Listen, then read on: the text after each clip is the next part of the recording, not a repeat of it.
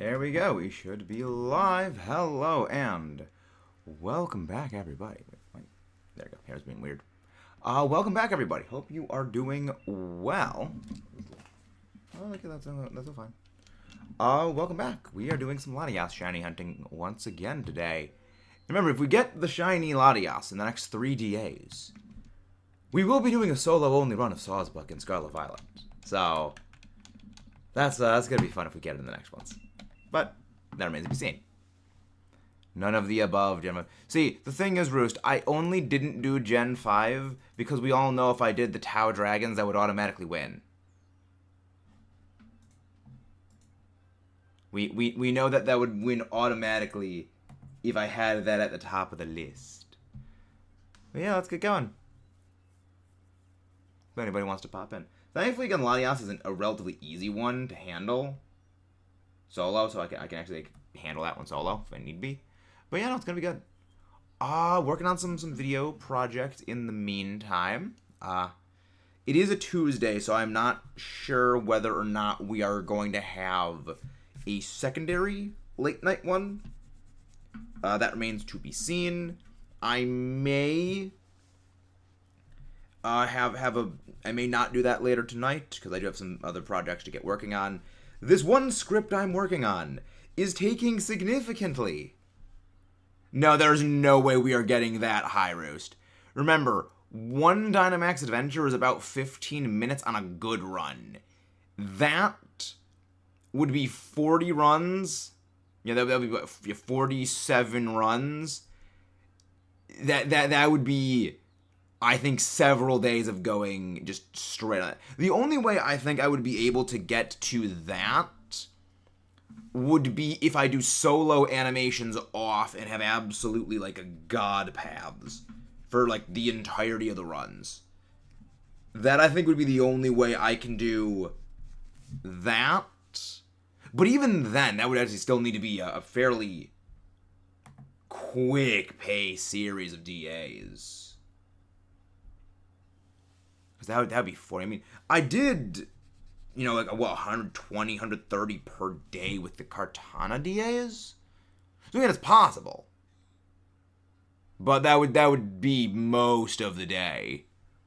But hello there, Dio Brando. How are you doing? I have no idea what WSP means. I have no clue what that even means. But yeah, no, we're doing good today.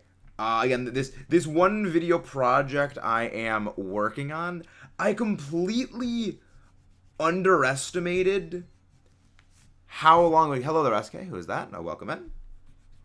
I completely underestimated how long that this script would take to write.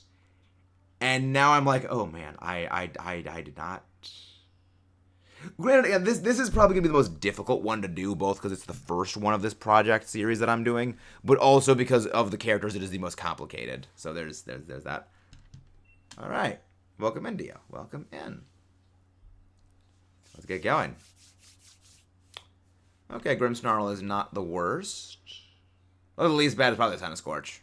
Like, all things considered, it's the Scorch. It's the only one that's not weak to that.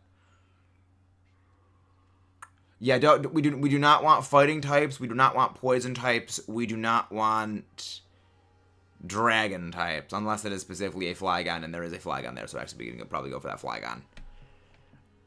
Nothing else is too useful. Oh, okay, that's a Palossand. That's at least pretty good. Yeah, we go... Oh, Pangoro. Actually, we go for the Pangoro. We just stick to the right pathing the entire way. Because the right pathing is...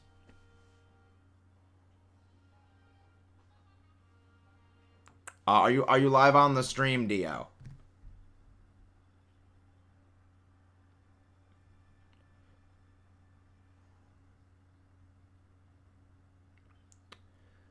Duke, this is the last time I'm going to say this. Do not call me streamer one more time. If you call me a streamer one more time, that will be a ban. We have said this before several times.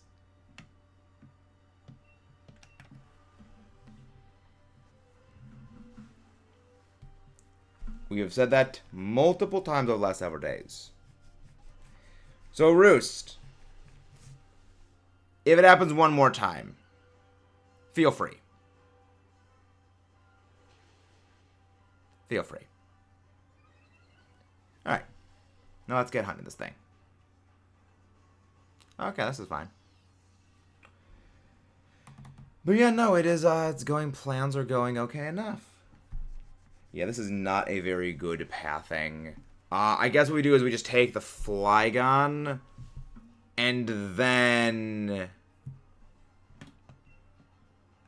we see what else there is. I guess I'll hold on to... I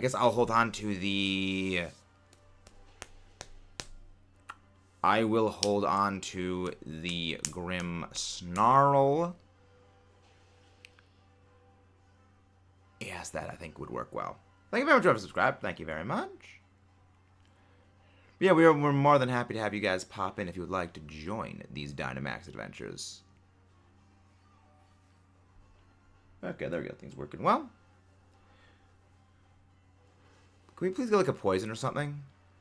Not effect spore, please activate. Okay, good. Poison. Ha! You poison us, but then, I mean, you paralyze us, then we just paralyze you back with effect spore. That's funny. Start replay buffer, and... Actually, I don't think I switched. Yeah, I did not switch to the correct... Yes, there we go. Now, the right replay buffer is activated. That would have been disastrous if I had the wrong replay buffer running. Yeah, you know what? I'll catch it. I could always go for another shiny Munchlax. If we get a shiny Munchlax from this, it'll just go in the giveaway bin. Yeah, though I've already carefully calculated if we get a shiny and a Latias at the, so basically, if we get a Latias shiny and a shiny of another Pokemon at the same time, I have already made the executive decision we are not going for the phase. We're just taking the Latias immediately, because I can always go and hunt that thing separately via Masuda method, and that'll be infinitely faster. Now we go for the Flygon. Now we go for the Flygon. Much a better pick. Yeah, this Flygon at least targets this physical defense with Dragon Claw. And if it type changes into Grimmsnarl, at least Steel Wing it can use. So that's at least the plan there. But yeah, no, we just figure out as we go. So how is everybody doing today? Hope you're all doing good.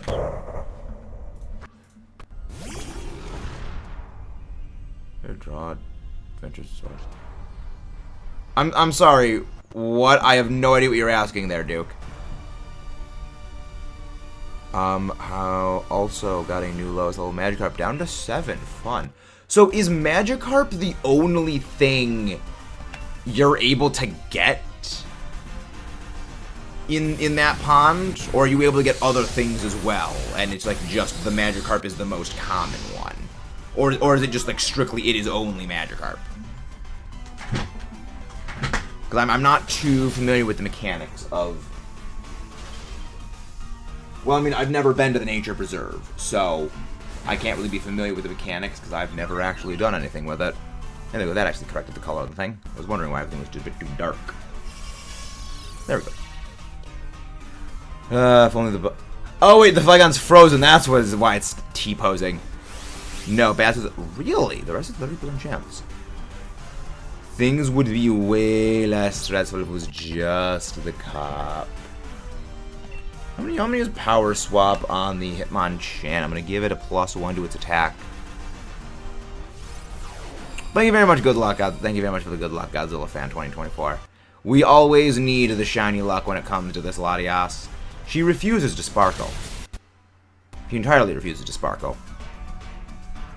Of course, the overheat is used and that defrosted immediately.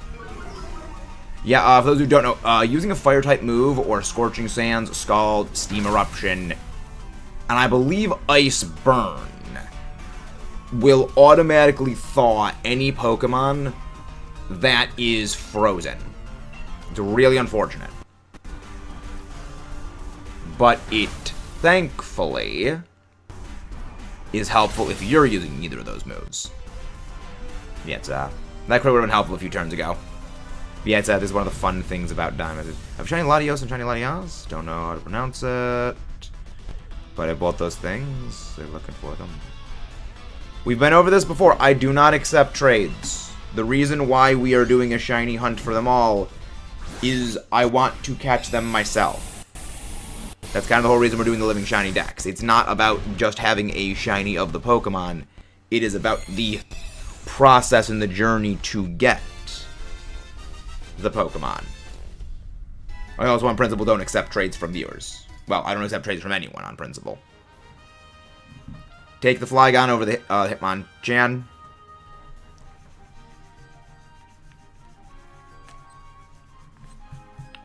Yeah, swap. Yeah, this thing should be set to ultra low. Yeah, it should be set to ultra low latency. That's strange. Also, if you guys haven't done so already, don't forget to subscribe for more. Leave a like on the stream. And yeah, neither of these picks were particularly good. Well, hopefully if the NPC picks this up, then I can actually have battery helping it. Muscle Band, Alum, Eviolite, Shell Bell, Blunder Policy. None of these are good. Least bad is the Shell Bell for me, because I can't get statused. Thank you very much, Pro Gamer Plays. Thank you. Thank you very much for that. Yeah, I mean, hopefully one of the bots takes this, because if the bot takes it, then it's actually pretty good for us. Also, why the freak is the lighting of the room kind of messed up entirely?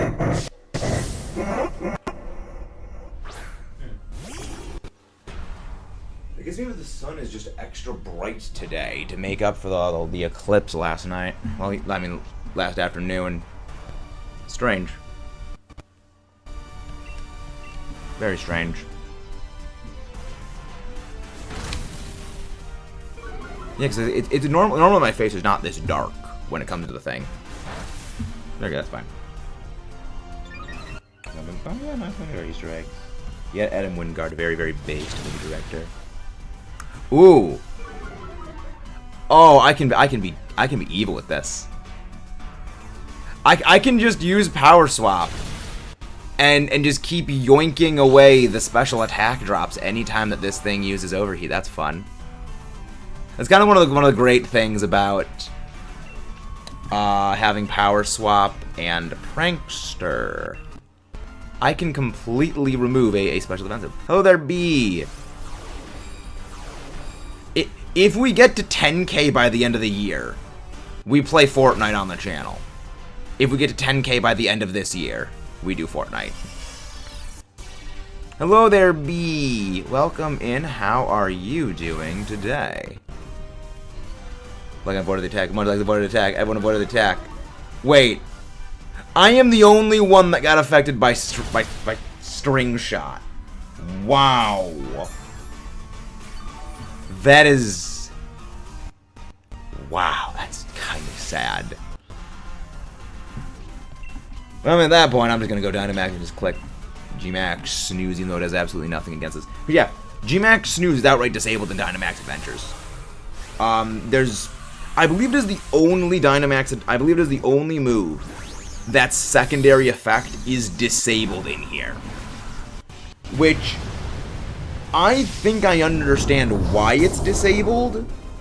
Because if the NPC used Gmax Snooze against you and your entire team, all 4 of you get slept immediately. But, if that's the reason, then... then again, the reason why they put it as the Gmax Grimmsnarl is so you can't snowball with Max Darkness, which is kind of dumb. I've been better, being sick is not great. I feel that. I very much... Actually, I think I might have wiped the lighting. The white shirt.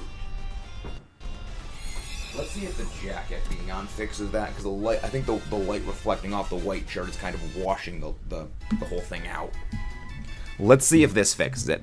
Oh, yeah, that's much better. Yes, it was the white shirt causing the light to get washed out. All right. That's good. Okay, good. The MC's taking it. Good. Good. That's fantastic. We are absolutely perfect now. Hello there, Chicken Man. How do you do? How do you do, Chicken Man? No, I'm not going to swap out for this. Ah, of course, the NPC bot's taking it. NPC bot does one thing right, and then it immediately does it wrong.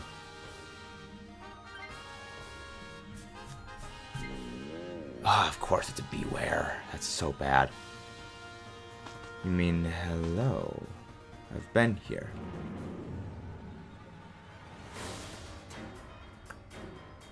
Oh, duh, how you mean hello?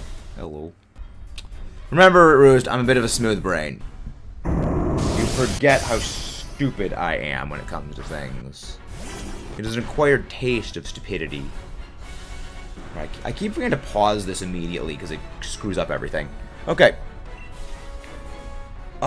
This might sound really dumb, but my whole plan for this is actually get a +1, have Flygon Dynamax, and then power swap my +1 attack onto the Flygon when Flygon uses Max Dragon move. I do forget how stupid you are. Shame on me for being optimistic about your power. Yeah. Again, my brain has one setting, and that is giant monsters. So, if it's not about giant monsters, my brain is absolutely paced. So, that's why I'm not. That's why Pokemon is not a strongest suit of mine, because they're not giant monsters. They're just monsters. It is indeed a skill issue. It is a simple skill issue.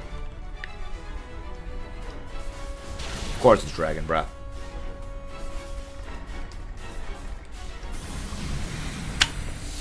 Good. Good. It actually didn't paralyze, which is good. I want that. I mean, Flygon looks pretty much like Dynamax. I know, yeah. That's why Dynamax was my favorite of the battle mechanics. That is why my favorite of the battle mechanics was Dynamax. And as for why I am specifically using Power-Up Punch here, it's because I'm going to power swap the +1 attack onto the Flygon, so Flygon can do more damage. Okay, I think we win this here. We entirely win this. Because Latias is just kind of potatoed. Because we should be able to attack before Latias can even do the stat purge. Unless it's a priority thing. Power swap. Take a +1 attack. There we go, we do out them. There was no way Flygon was not outspeeding. Yeah. That's what a +1 attack stat does. That is what a +1 does. And that damage is absolutely beautiful. Ah, it's fine. I just inhale a chive. Now that's all I can smell. I have no idea what a chive is. I do not know what that is. Alright, that was a nice and easy catch. Once again, if anybody wants to pop in for some Dynamax adventures, feel free to join. 223. And don't forget to subscribe for more if you have not done so already. Yeah, today's been pretty good so far. I usually inhale air to try them. Yes, you very much try inhaling air. Better to inhale air than inhale water. And chives, apparently. What the freak is a chive? Kind of like a green onion, I think. Interesting. Interesting. No Munchlax, no Flygon, no Chargerbug, and no Latias. It doesn't exist. The little golden plane does not exist. Yeah, the shiny does not exist, but yes, we want to keep a record of where the Latias was found. Link code is going to go up. Link code is 19283746. If you were in the previous Dynamax adventure, please wait a minute and a half before joining in. There we go. And invite others. Hello there. I have no idea how to pronounce that name other than Robin Zero. It is a cut up green and interesting. Thank you. Yeah, I have no idea how to pronounce that name, but thank you very much. Thanks for suggestions, rules. Think about it. Think about inhaling non-onion air. Onions have layers. Like ogres. Evidently. Evidently. The funny thing is, I've only ever seen, like, Shrek once. And I think that was when it first came out. But a lot of, like, the memes have just stuck with me through pop culture osmosis. Which, that's how you know something has just mental staying power. Which I just love that. That's just the mental staying power of that movie is something. I have never seen, and I never will watch any of the subsequent movies. Because, like, that movie on its own is just kind of funny. It kind of just... no following up the good. Hello there, Raymond. How do you do? How are you doing? Alright, I guess by this time, it will be 1 minute 30 seconds will have passed. If you want to join Dynamax Adventures and you were in the previous one, you may join. Again, we like to leave the 1.5-minute spot open, so anyone who was not in before gets a chance to join in earlier. Exception being Jade, when Jade is here. Jade wants to join in. That's sort of the one exception, because channel members. Remember, we are looking for dragon types, dark types. Well, we are not looking for dragon types, unless it is specifically Duraludon or Flygon. We are looking for fairy types, dark types, ghost types, ice types, and bug types, with specifically Flygon or Duraludon as dragon types. Glad you're having a good day, Raymond. Glad you are having a good day. Yeah, the reason I specifically say Dura and Flygon is they are the only two dragons that are worth picking up in Dynamax Adventures. Because Dracloak is frail, and it does no damage. And Druddigon just has no dragon moves. It's all coverage. And Dragonair is not good. It's very weak, it's very frail, and it's very slow. I guess Fracture could, you know, be usable. The only issue with Fraxier is it's pure glass.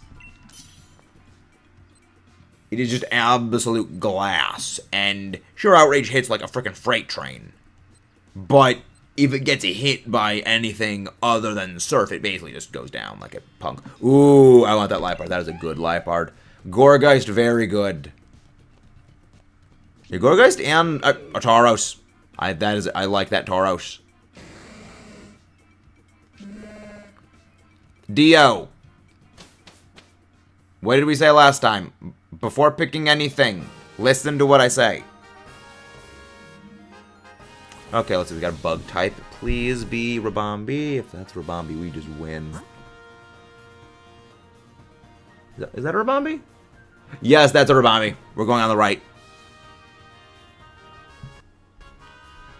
That we go to the right, we pick up that Rabombi. We switch out the Weezing.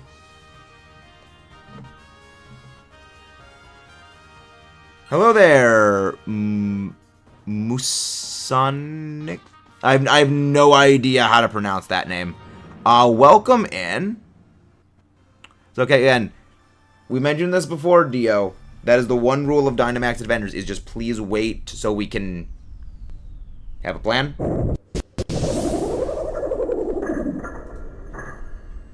Joe with the caps. Again, there's another thing we've said, Joe with the caps.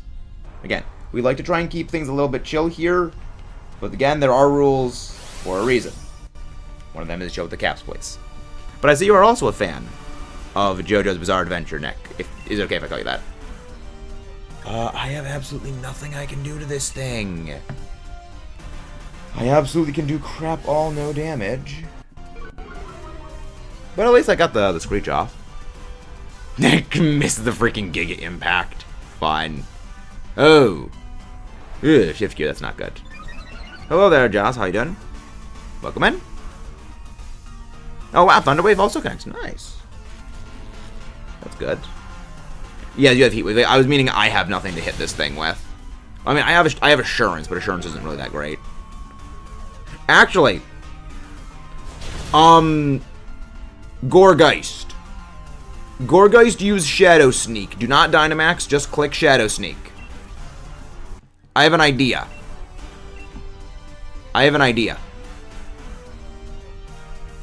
So, the way Assurance works is it does double damage if the target has already taken damage that turn. I use Screech, so it takes a lot more damage this turn. Okay, yeah, that took a lot more damage. Also, freaking Shift Gear. That's not good. That is not good. Is that the third Shift Gear it's stacked under its belt? The thing's at max speed. That's terrifying. That is stupid amounts of speed. Also, +3 on its physical attack, I believe, at that point. Yeah, we need to take this thing out like yesterday. There's no need to Dynamax. There is no need to Dynamax. And I think we should be fine. I think that we should be entirely fine. If the NPC takes this and sticks with it for the rest of the run, that would be perfect. But I don't think we need it. Okay, that's fine. Wow, you did absolutely nothing with the two. You did nothing with the +3 physical attack you had. You didn't touch us once out of the, like, 9 moves you used, Clink Clang. That is what we call a classical skill issue.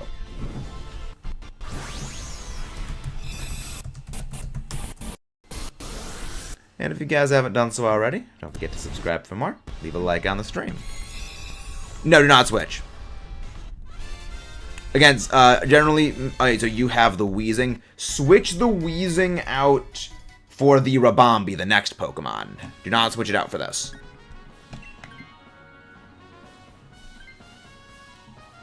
You know, I'm good. I'm glad the NPC's taking this. I'm glad the NPC is taking that.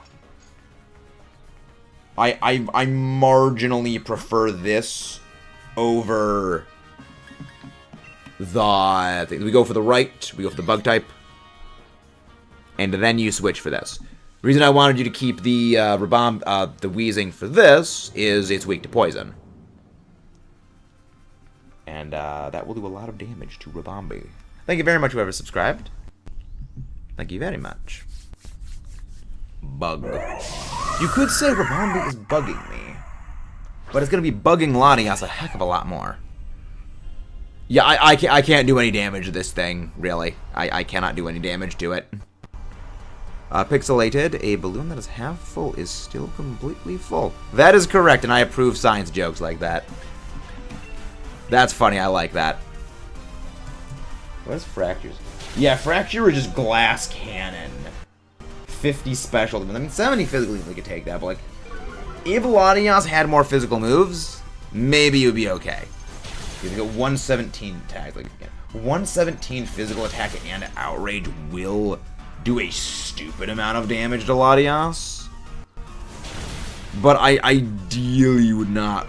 I mean, I guess like After You or Speed Control would be okay for it. I mean, I guess Fracture isn't a horrible pick against Latias. So to think about it in the grand scheme of things, because again, 117 attacks at Outrages are kind of heavily lethal.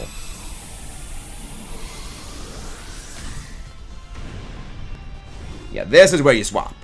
This is where you swap the gas bag for the bug. Fun fact: no matter how much you pinch, you cannot feel any pain on your elbow, which makes it weird.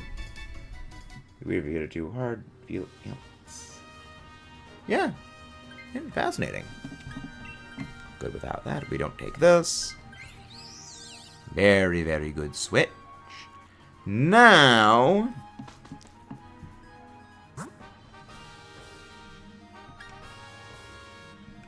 yeah, when we go for the Vespiquen, cause we're not gonna do well against the Garbodor. The thing also just absolutely poison all of us, and I do not want that. Even though I want the shiny check for Garbodor, I would rather not risk the full Omni Poison, because Latias' whole thing is clock stalling. And clock stalling while poisoned is a little bit of a dangerous tactic for us. That's literally the whole reason why a lot of stall teams would run Toxic on Blissey. Well, and Chansey when Violet happened.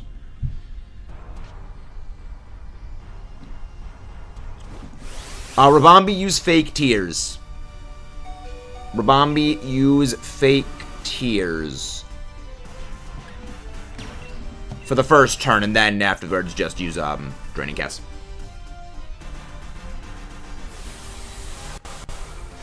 I would like, against the Latias, Gourgeist to Dynamax and use Shadow Sneak. I'd rather have a shiny Vespiquen than a Latias. We already have a shiny Vespiquen.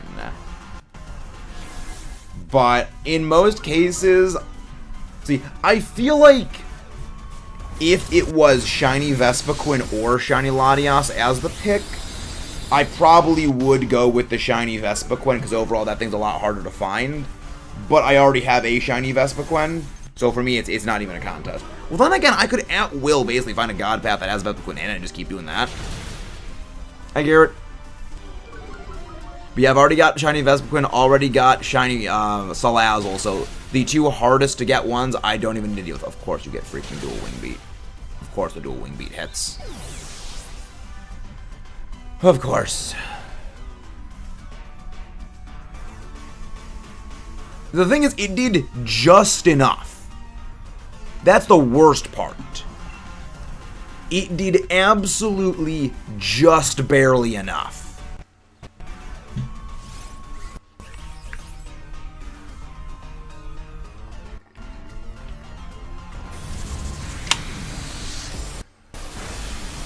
Yeah, the whole reason I'm doing Max Darkness is that by using that, it drops the Vespiquen's special defense, meaning that... decent gear grind. Meaning that the Mystical Fire does a lot more damage. All 6 drops. What do you mean all 6 drops? Hey, Kayla. How you doing, Kayla? What do you get? You going for me or Clang? Yeah, Clang. Oh yeah, Clang survives that like a freaking freight train right there. Clang. And then Latias just goes down, not Latias, and then Vespiquen goes down next turn, just use Draining Kiss. And Latias is time to face Latias.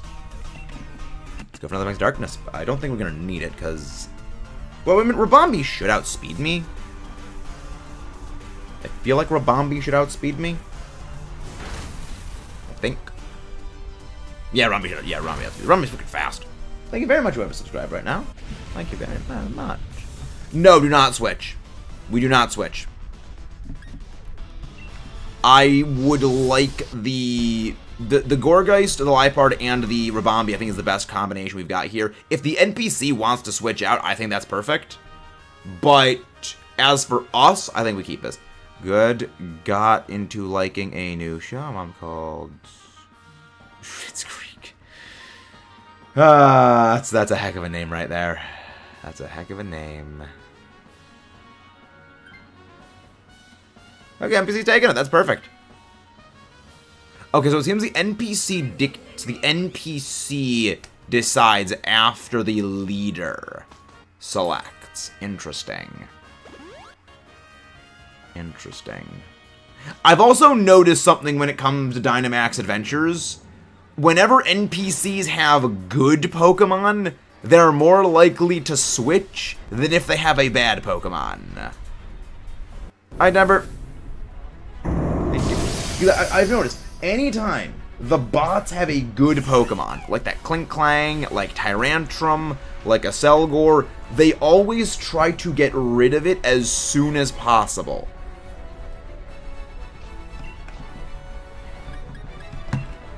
I've always noticed that. It's a very bizarre trend, and again, it goes into the entire theory I've had for a long time that Dynamax Adventures AI is not accidentally bad. It was deliberately meant to be stupid. Which does not surprise me at all that they are deliberately throwing away good Pokemon. Oh, yeah. Okay, so I actually can get off Assurance's bonus effect. Okay. That's not ideal. Okay. Alright, in that case... Alright, in that case, Rabombi, next turn, use Fake Tears. Rabombi, use Fake Tears next turn, and...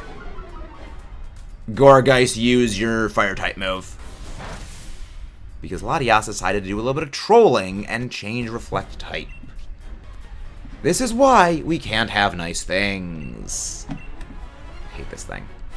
I absolutely despise this thing. This is that move, that singular stupid move, is the only reason Latias is difficult to take down. And I would like to find whatever person thought it was a good idea to give Latias Reflect type in Dynamax Adventures and break their kneecaps. I feel very strongly about this. Mostly because of how many DAs have had to do for this stupid thing. Yeah, exactly. It's not hard to beat. It's just annoying. Though there have been times we have lost because of that. Just attack now. Just attack. Okay, I mean, I guess another round of Fake Tears actually would be okay. Yeah, it's... Which, again, that's one of the reasons why I say there's a number of Pokemon that we generally ascribe to being difficult in main series playthroughs, but they're not really difficult Pokemon to beat. They're more so just infuriating to fight because the things that do well against them we're not really used to using. You know, like the best example of that is Spiritomb on Cynthia's team. On its own, Spiritomb is a really, really bad Pokemon. It is kind of hilariously bad. But because in a story playthrough, we're not really used to going up against Pokemon that don't have a weakness, we find it to be very hard because we're used to basically targeting everything with a super effective hit, but this is something we can't target with a super effective hit. It's kind of also the same reason why a lot of people had difficulty with Cynthia's Garchomp. Back when they played Diamond and Pearl and Platinum for the first time, no one used Ice types. And even to this day, people still don't really use Ice types on their team in a story playthrough. So it's like it felt harder because we just didn't have a way of hitting it.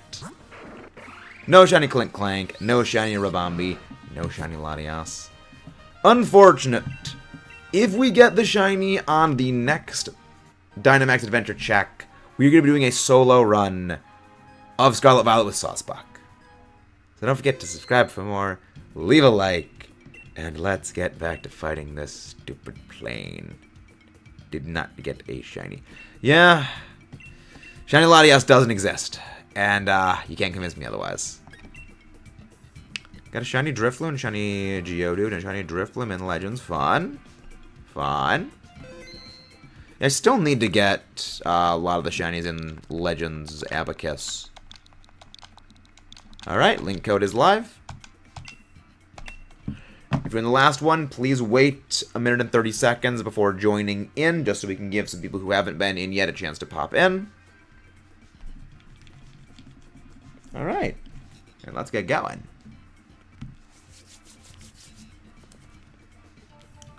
Shiny Balloon and Rock. Oh, shiny Drifloon and shiny Drifblim. Nice. Yeah, I need to kind of go through and sort of make a list of what Pokemon are in what games, so that I can figure out what would be the best game to shiny hunt in to get, you know, everything most effectively. Because I'm not going to be shiny hunting the Unova monkeys until those are on Switch. Because the Unova monkeys and Furfrou, among two other Pokemon. Yeah, the Unova monkeys, Furfrou, and Watchog and Petrat are the only 9 Pokemon that are not presently on the Switch. And I again, this kind of goes into my whole thing about when Bank is going to close.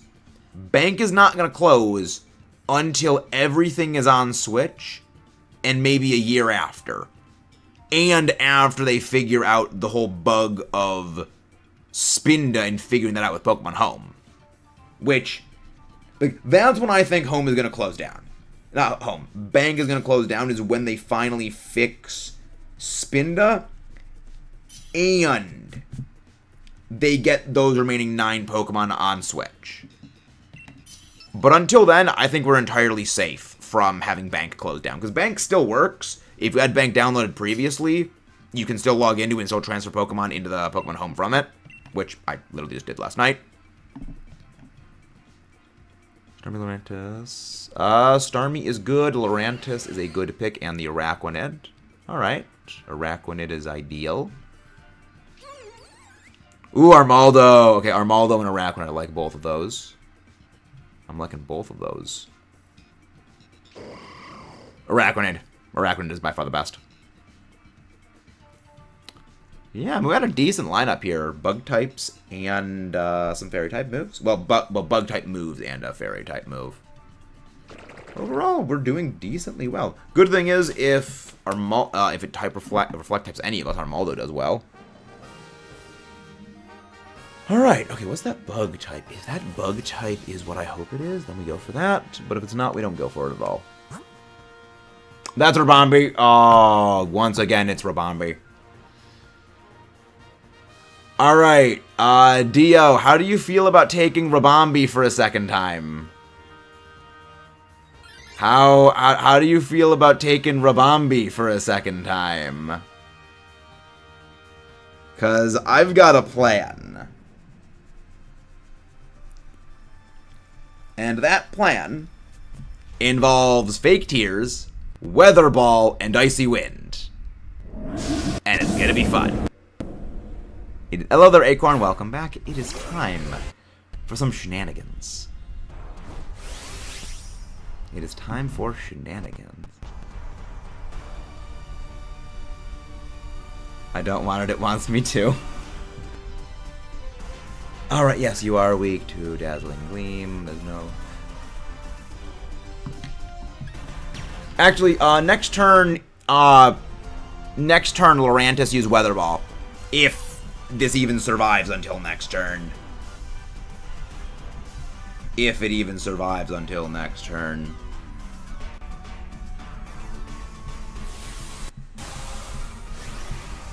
I'm ready. Yeah, shenanigans is all we do around here. Shenanigans is our main thing of joy. Again, this is one of the reasons why Dynamax Adventures as a concept is so good. But it fundamentally is flawed in that the only way you can do this is if you are playing with other Switches. Now, the reason why I don't say with other people is there are people who have bought multiple Switches purely for the purpose of doing Dynamax Adventures with themselves. Like, you know, they have 4 Dynamax, they have like 2 or 3 Switches, or 4 running at the same time in a group Dynamax Adventure so they can control everything. Which, yes, it's actually pretty good for speed checking, but it's all, and like, you know, coordination and really fast. But doing that is also a lot of coordination, and I think it's a good idea. You know, it's a little problematic. But thankfully, we don't do that. We do this with you guys. Again, we do Dynamax Adventures every day. We do Dynamax Viewers with viewers every day. So don't forget to subscribe for more, ladies and gentlemen. Look at the poll so far. Honestly, surprised how even the poll is, you know. Like, the Gen 3 Weather True is only slightly behind the Gen 1 Birds. And then the Beasts are the last. I mean, that's not too surprising. The Dragons are pretty good. Hello there, Ralph. How you doing? Happy birthday, Ralph. How you doing? I think it's better last what I asked. Depends on what you think by better. Which one I like more, or which one is better in battling. Because when it comes to battling, Latios is by a pretty significant... Well, no, I mean, they were pretty similar for a while, but I mean, I think Latios has definitely been a bit of a clear cut ahead lately. But I mean, I like both of them about evenly for different reasons. Probably Latias, I've used it more in the past. Had a lot of good experiences using it competitively in some draft leagues and in some personal battles against some people in the old Pokemon club at college. But I like both. Both of them I think are fantastic. Oh, you not take this?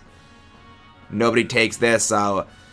Dragons, again, other than like the previous dragons we mentioned, they're not really that good for Dynamax adventures. Because, like, Latias is the only Dynamax adventure I think using a dragon type to fight it is actually viable. It is the only one I think is the case on that. Alright, we go for the Rabambi, and then we switch out the Araquanid. Yep, we are doing some shiny hunting for Latias. We are over double odds on this thing. It refuses to sparkle. We could go directly after this. I need to check what the overall thing is, which one would be easiest for us to take down. But Dugtrio probably would be the easiest for us to take out.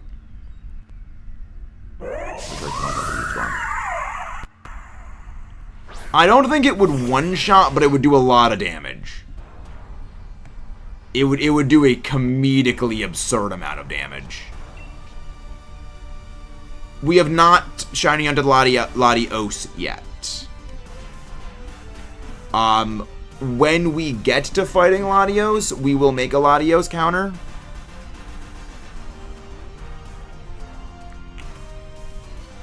When we get to shiny hunting Latios, we will do that, but we have not begun hunting shiny Latios yet. And that's not really I am generally very skeptical of all shinies that come over the global trade system. The Wonder Trade system. Generally, I always recommend, like, check the IVs, see if they're, like, perfect IVs, perfect nature, perfect egg moves. Generally, that's a bit of a red flag.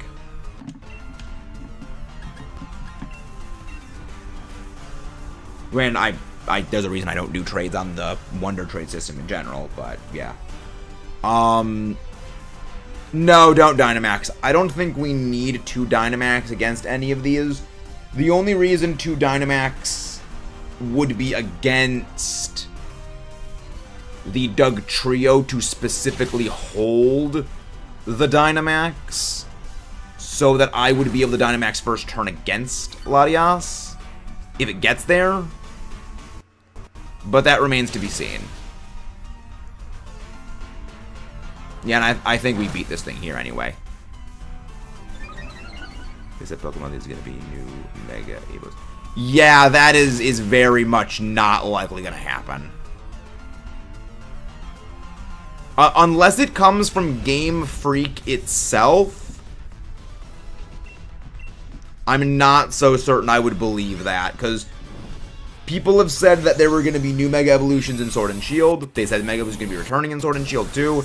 They said Megas were going to be coming back in Scarlet Violet. They said there were going to be new Megas in Scarlet Violet. And they never happened. They said they're going to be coming back in BDSP or Legend Arceus.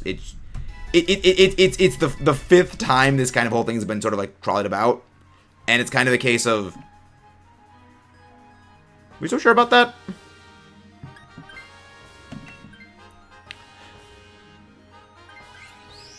It wasn't, but it was Kilowattrel. The thing is, if they... yeah, let's go for Dugtrio. I'm not so sure they would give Flygon a Mega even after they were originally intending to give it one. Because then the problem is, they could never bring Megas back into the mainline games. Because that would make Mega Flygon absolutely beyond broken. Oh, yes, give me the Life Orb. Dynamax the Rabambi this turn. Dynamax the Rabambi. Yes, Dynamax the Rabambi here. So that way I can Dynamax turn one against the Latias. And then we got... Yeah, you gotta remember, Flygon specifically got the move Dragon Dance added to its moveset to make up for the fact that it was not able to be given Mega Evolution. But you have to ask yourself, Flygon's got base 80 across the board except for 100 physical attack and 100 speed. What could they possibly give Flygon in terms of a base stat distribution as a Mega? Because you gotta remember, Megas are 100 base stat point increase. You know, you assume even 5 or 10 points in speed, then, what, 20, 30 in physical attack? That's only like 35 of its 100 base stat points.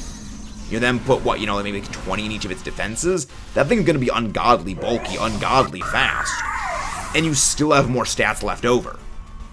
In all of that on a Pokemon that now still gets access to Dragon Dance. You know, the reason Garchomp has not gotten access to Dragon Dance is because it would be so absurdly broken. And this would basically be like taking that and making it even more powerful.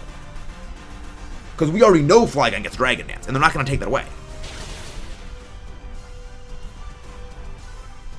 So it's like, it's kind of this thing of, it would be nice to have, but it would completely cause a breakdown of everything. And I mean, Flygon fans would rejoice seeing, you know, Flygon be top of the metagame for a while, but they would need to introduce things that would be capable of contending. They would need to introduce things even more overpowered than that Mega Flygon to balance it out.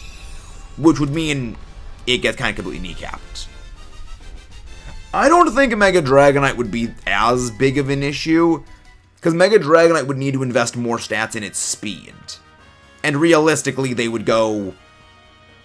Well, again, it's sort of the same issue, but even then, its base typing is a little bit more problematic.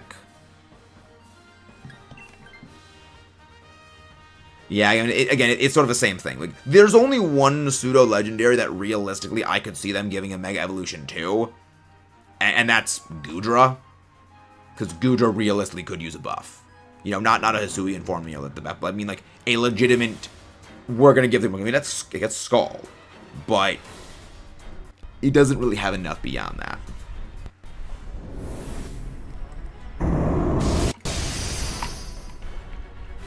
But yeah, no,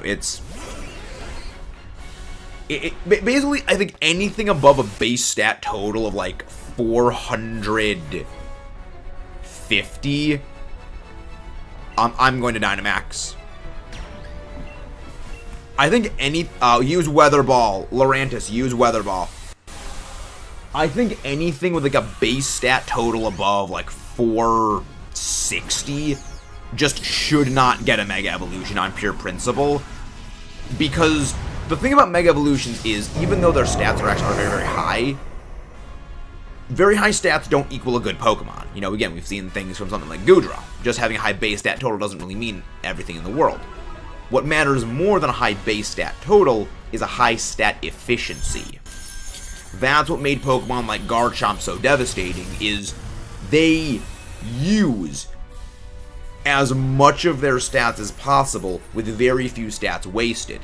That's the reason why something like Legendaries are just so absurdly powerful, because they don't really waste any stats. Well, they do waste a lot of stats, but the wasted stats basically don't even matter in the grand scheme of things because their base stats are so high. That's why Dialga's got like a 120 physical attack. It never uses that. But it's still absolutely destructive beyond compare because the base stats are just so absurd. Hello there, Jose. Thank you very much for that. Thank you very much for the shiny luck. We always need the shiny luck. Yeah, we go max Starfall now. I mean, we're paralyzed this turn, so we're going to be paralyzed, so we're probably still going to get demoed. But yeah, no, we need the luck. You know what? It's still weak to rock. That's perfectly okay. So I can at least click a rock move on it. And again, Don't forget to subscribe for more, ladies and gentlemen, if you haven't done so already. And leave a like. Yeah, I'm probably going to go down this turn. I'm probably going to go down this turn. But, well, next turn I go down. How does a boy shiny on? I'd say it's pretty noticeable. I'd say it's fairly noticeable. Because we've gotten, I think, 1 or 2 of them so far, and we were able to notice it. All right, Pollen Puff, the exit down. All right, we don't even go down. All right, this is shiny check 252, not 250, yeah, 252, 255, 225. Ugh, I can't even speak. Words are hard. If we get a shiny on this one, we are doing a solo Sawsbuck only run of Scarlet Violet. You know what? I'll throw on top of that, if we get it on this one, we'll do a Stunfisk only run of Unova. If we get the shiny on this one too, in addition to the Sawsbuck run. That's what we're gonna do. We're gonna go do both of those if we get the shiny here. Nothing about Mega Dragonite, but use the Dragonite. Yeah, a lot of people made that joke, especially back when the original Megas came out. I was like, that's just be a funny thing to say. Dragonite. Alright, no shiny Dracloak. No shiny Ribombee. No shiny Dugtrio. No shiny Latias. Unfortunate.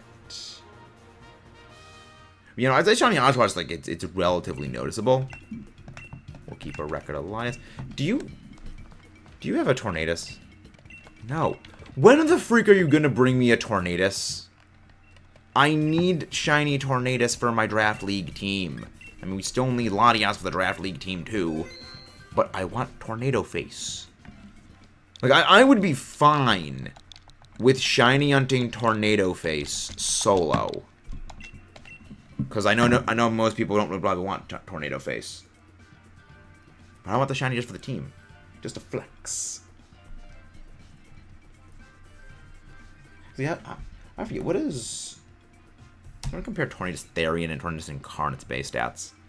Like, I feel like it's a 20-point speed difference. I feel like it's a 20-point speed difference. I could be wrong. But yeah, no, I mean, I think we're probably not going to be getting Megas, new Megas, I should say, for Legend ZA. But we're going to be getting the old ones back. Get a path, I'll let you know. I don't think I've caught it in this file yet. The thing is, even if you've caught a legendary, Peonia can still give you a path for it. Because you can fight legendaries as much as you want. That's how you're supposed to grind Dynite ore. Even after you've caught all of them. A Mega is a Mega. Correct. The thing that kind of interests me is if they do, you know, reincorporate Megas, and they keep Legends Arceus's no items, how are they going to handle actually having a Mega Evolution? Is it going to be you need to get, like, the Mega Stone through the gameplay, and then it stays in your party, and, like, it stays in your inventory, and then you can Mega Evolve at your leisure? Or can they just Mega Evolve at any time? You know, or they need, like, know a specific move in order to Mega Evolve, like Mega Rayquaza. Like, I'm interested to see how they're going to be doing that. You know, mechanically, or are they just going to be like, well, you can just Mega Evolve no matter what. You know, I want to see how they're going to do that. I feel like that could be a bit of a fun thing. But yeah, no, you can keep fighting things that you're supposed to grind the Dynite ore. None of these are good options. The least bad. Okay, go for the Chinchino. Chinchino is good. Chinchino is very good. Yeah, I love Dynamax. Ooh, Alchemy. Alchemy, very good. Alchemy is very, very good. Yeah, I love Dynamax Adventures. It's criminally underrated.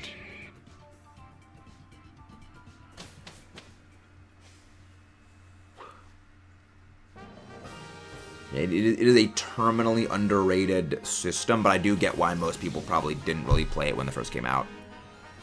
Okay, bug type. Oh my gosh, another Rabombi. I'm going for Rabombi this time. Rabombi and Sharpedo. Okay. We stick to the left pathing. I will take the Rabombi.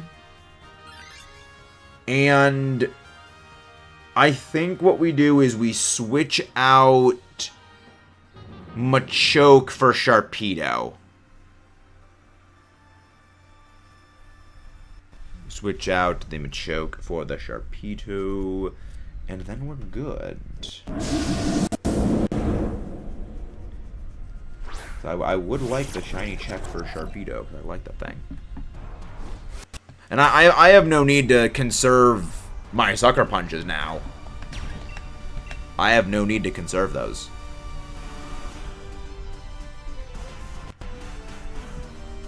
Absolutely fantastic. Hello there, Sizzle. How you doing? Welcome back. Thank you for tuning in again. Though it would be so much easier if Rabombi was in every run. The funny thing is, Rabombi is in this run.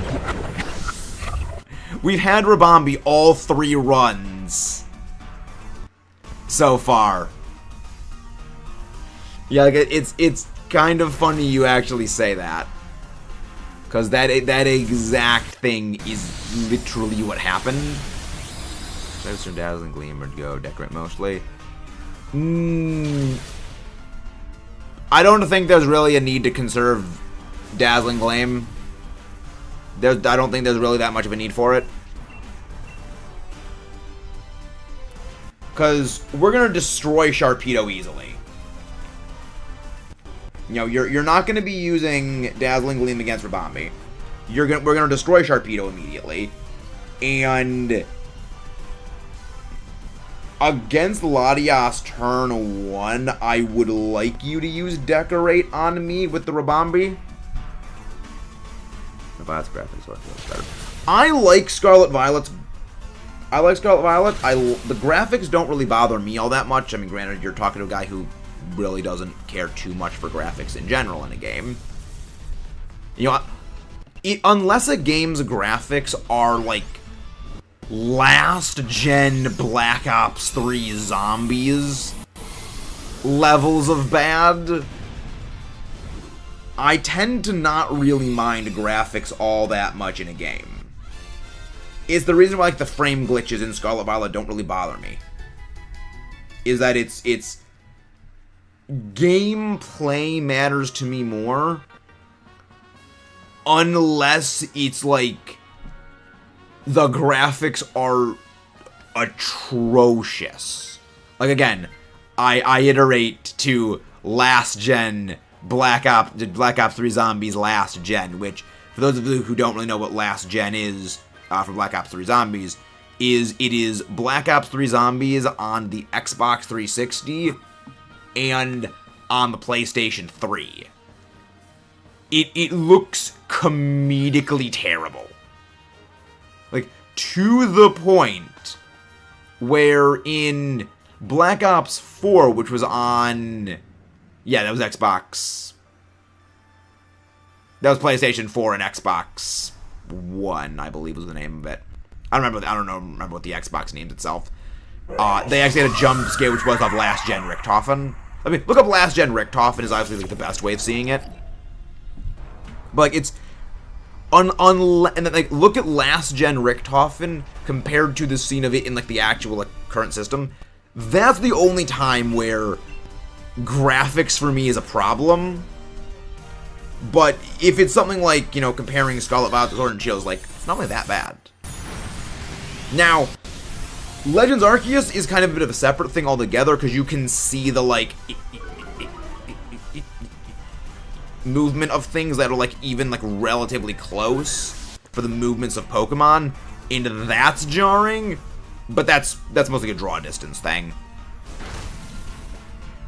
I should have gone Sword and Shield. I mean, I like all of them. You know, I'm generally a proponent of, you know, getting all the Pokemon games. I enjoy them. Because, I mean, granted, I do a lot of competitive Pokemon, so there's that. You know, it's a bit of a separate thing altogether. But, I mean, I generally don't really have much of an issue with the Pokemon games. you know, it's like, I like BDSP. I suggest trying out Monster Hunter, different one. Yeah, I've heard a lot of good things about Monster Hunter. That is sort of on my soft list of games eventually to play, is Monster Hunter. Because, again, heard nothing but good things about it. Persona, Ace Attorney, Monster Hunter, Sonic, I'm the Hedgehog, that's on that list. There's a bunch of games on that list of eventual games to play. It's just, there's a lot of them. They can be hard triggering because they are... Oh, so here's the thing. Kirby is also a very hard series. I think I can, I think I could probably handle that, hopefully. Hope I can. But again, I don't know. We fluff around and find out is literally what we do around here. I can help though, I beat the best game. Thank you. Yeah, there's a lot of games I need to... Hello there, Bandit. How are you doing? Welcome in. Again, if you guys haven't done so already, don't forget to subscribe and leave a like on the stream. How y'all doing? How are all of you doing?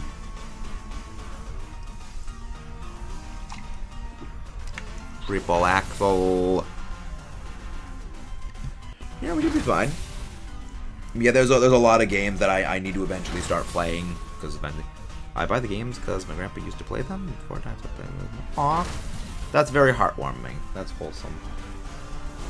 Yeah, that's sort of a similar reason for why I play a lot of the Kirby games. I mean, I like the Kirby games because they're just fun. Like, Kirby is a series that on the outside looks sweet and adorable, but when you actually like dive into the lore, it is literal nightmare fuel. And that's kind of my favorite thing about them is it's very terrifying.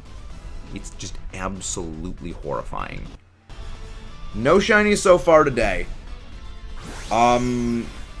Few days ago when we shiny under the Latias and Dynamax Adventures, we got 3 shinies that stream.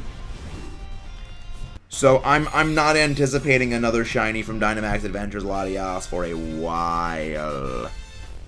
Cause like the 3 shinies we got were Clefairy, which I mean that's kind of a throwaway shiny. We've already got a bunch. We have a bunch of shiny Clefairy and a bunch of shiny Cleffa. But we got a shiny Porygon in a Beast Ball, which was like the real prize, and a shiny Galarian Lanoon, which chef's kiss. That's just again chef's kiss. You know, actually thinking about it,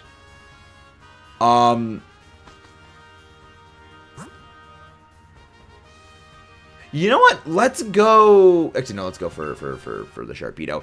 Thinking about it,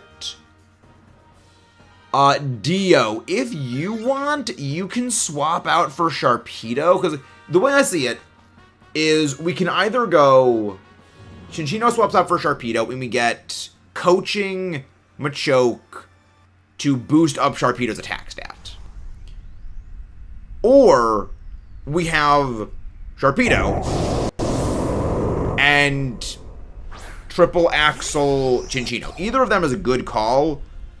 Again, both again are fantastic. But I guess it really comes down to like, do you want to use coaching and basically just be support? Because I mean, support on its own is not really great against this thing.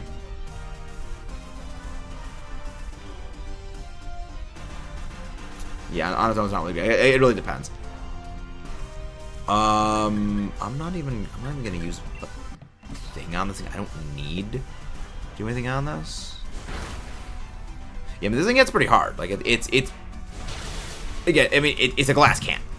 It's what you expect of glass cannony things. It goes in, it hits things really, really, really hard, and it goes down like an absolute punk. Case in point. Case in point. They both. But yeah, no, it's we'll figure it out as we go. We'll figure it out as we go. Yeah, again, like I think against Latias, we have such a good team. It realistically does not matter what we use.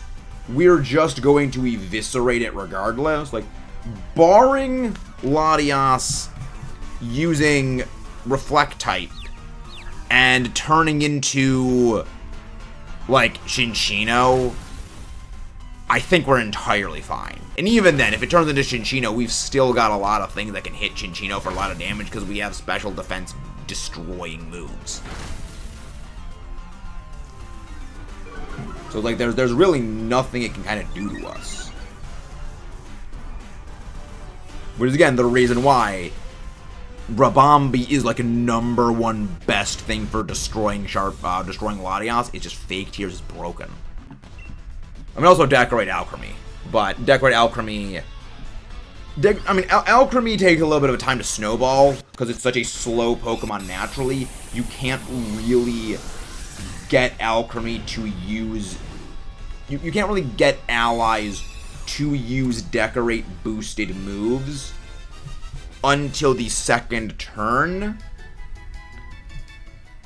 I guess the best way of using Decorate Alchemy with a faster Pokemon is, like, Decorate Alchemy with a Trick Room setter. I mean, you can switch if you want, Dio. That is up to you.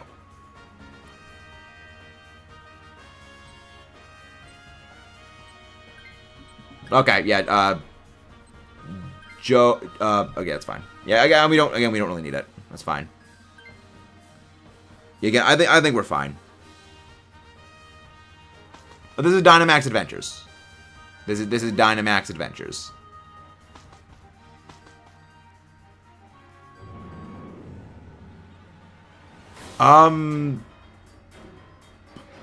Yeah, we're fine. We're entirely fine with this. This is in the DLC for Pokemon Sword and Shield. I still may have a really bad delay because it did not help. Are you sure on that, Tenchi? Try to close the window and, like, reopen it in, like, a new thing. Yeah, I mean, Dynamax Adventures, on its own, this easily makes the Sword and Shield DLC worth it. 'Cause, I mean, this is fun. I mean, if you want, you can Dynamax, because if you use Max Darkness, that actually does decrease the special defense of Latias, which lets me and Alchemy do a lot more damage. So actually, it's perfectly fine. Yeah, again, that's the thing. We have such a good team for handling Latias. I think we're fine.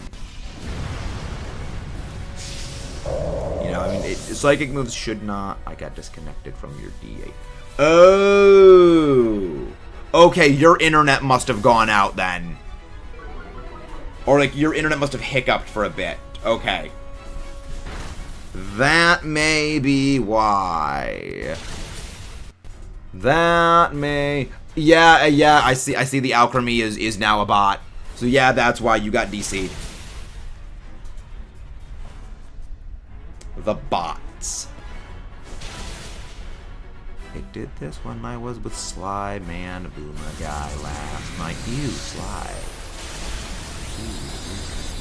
Wait, what was the Boomer doing Dynamax Adventures for? Or was he doing Terror Raids?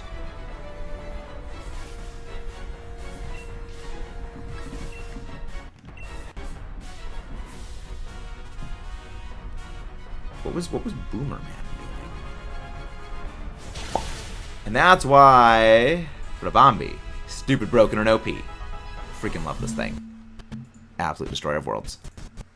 Alright, that is 226. Checked for Latias. If you haven't done so already, don't forget to subscribe for more. Subscribing gives shiny love. You guys the ones that make all of this possible. Never forget that. You absolutely wonderful people. Alright. Let's go. Let's go. Just casual terror raids. Nah. The Sly Guy is just the Boomer. You're simply Boomer Man. That guy, not so sly. No shiny Dracloak. I've noticed we're getting a lot of Dracloak and a lot of Rabambi pathings. And I have zero issues with it because they're both good. Nope, no Latias. I mean, so long as we keep getting, like, Sharpedo pathings, I'm okay with that, because, like, that's the thing I want. He's younger than me. I presume time travel shenanigans were implied for that. Keep record of Latias. Keep a record of the Latias. Let's go again. Again, if you were in the last Dynamax adventure, please wait a minute and a half before going in. I do not want this thing to be at 301 checks. That's 3 times over odds. It would still only be our 3rd worst Dynamax adventure hunt, but that would be absolutely horrendous.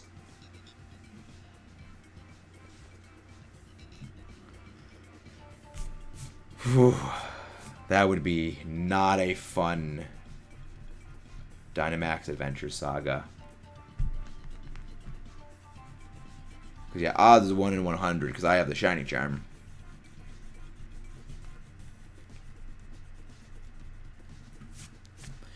Yeah, again, that's the thing about shiny hunting, is you can get a shiny fast with a low odds hunt, and then you can do for a high odds hunt to get it, you know, very, very, very late. It's pure RNG. There is literally the only consistent thing about this is it is inconsistent fundamentally because it's all RNG.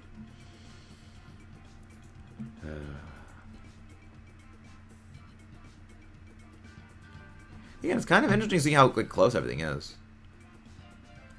Probably gonna do that maybe tomorrow. Probably gonna do random DAs tomorrow.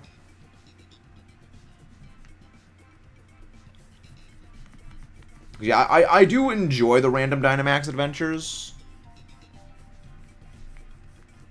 But I also... The reason why I'm kind of hitting hard on the Latias DAs is I kind of want this hunt to end. This is one hunt that I absolutely would love to finish. But whether or not that finishes soon remains to be seen. Got the Ashwa. Didn't have a sandwich or anything. Just surprised it was soon, but not gonna win. Yeah, I mean that's the fun part. Always getting your shinies quickly. Again, case in point. You know, you can have everything, but then like the odds just don't exist that way. Yeah, focus on 100 to get it faster. Well, the thing is, we're going for everything. Like that's the thing, Temper, is we are shiny hunting everything in Dynamax Adventures. So there really isn't anything to focus on one hunt to be faster, other than if it is block, we are hunting this specific legendary, we know what to pick for pathings, as opposed to like, okay, we have to go figure out based on like contact clues. But in general, it really doesn't overall change things.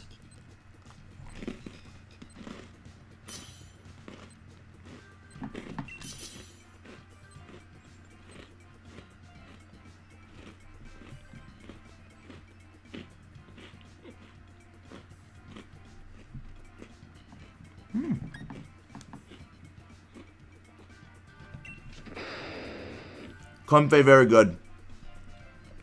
Comfey is very good.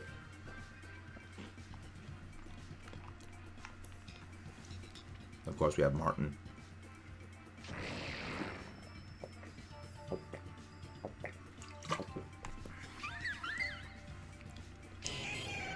Okay, let's go. There we have them.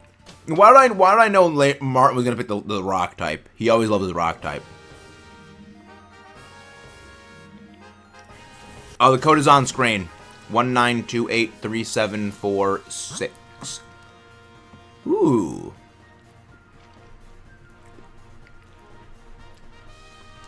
That is a Skuntank.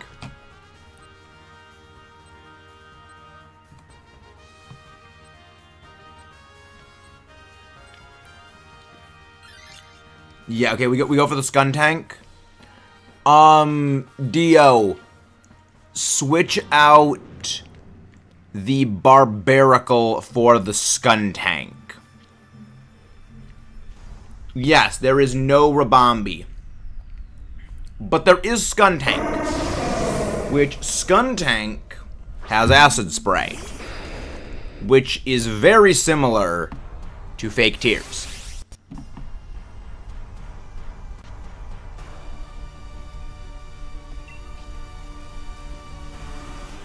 Do not use Energy Ball, Comfey. Do not use Energy Ball. This thing has Sap Sipper. It is immune to grass moves.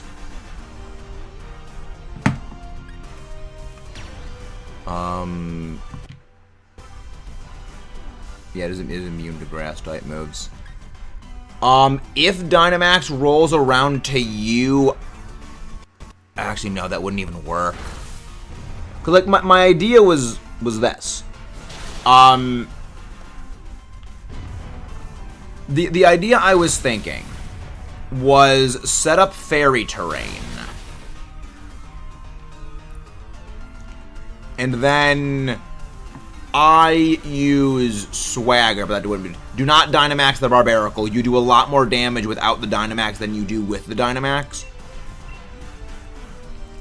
Because of Tough Claws, which is a 35% boost on Poison Jab's power. Because it's a contact move. So it's better to not go for that. It's better to not go for that. Yeah, for once I actually hope that the NPC, I hope that the AI actually uses Dynamax for Starfall, so I can actually use that Swagger strategy.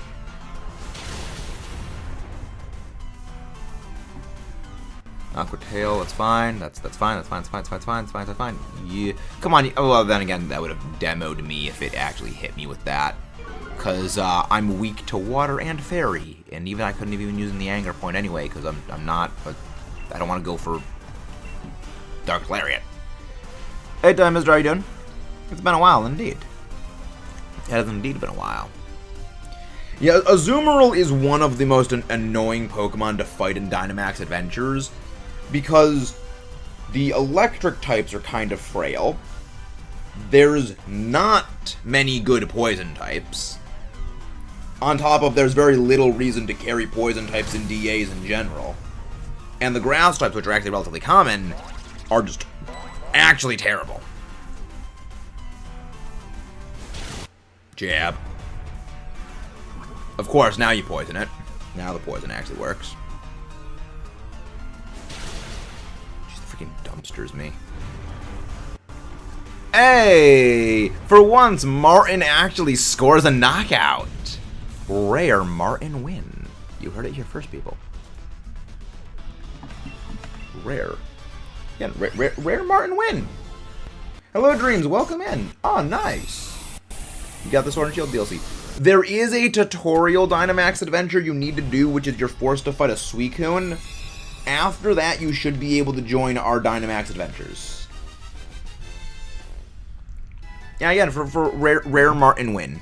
For once, Martin actually manages to do something correct.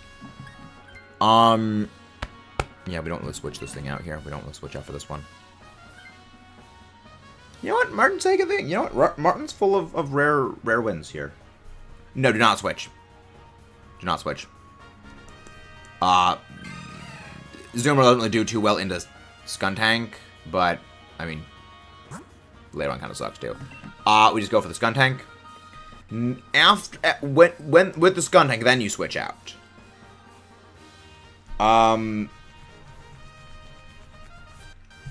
Have Comfey use after you on Barbaracle, and Barbaracle just go for Razor Shell. That'll just keep debuffing its physical defense. I have a little bit of healing to top our HP off, considering I was a little bit low on health from the Azumarill. I'm kind of surprised I didn't get taken down in that Azumarill fight. But yeah, Azumarill, like, if they gave Azumarill huge power here, it would actually have been pretty good, because, like, Diggersby is one of the best Pokemon in Dynamax Adventures. The only thing that really holds it back is that ground... A lot of ground's targets are physically defensive, and they have max Steel Spike, which can kind of set up on the face. But other than that, like, you know, it's actually surprisingly good. But, you know, if it had a different subtyping and that wasn't wasn't, you know, if it had a different something that wasn't normal and had, like, just another move, it would be so good. Just go for Razor Shell. Just go for Razor Shell.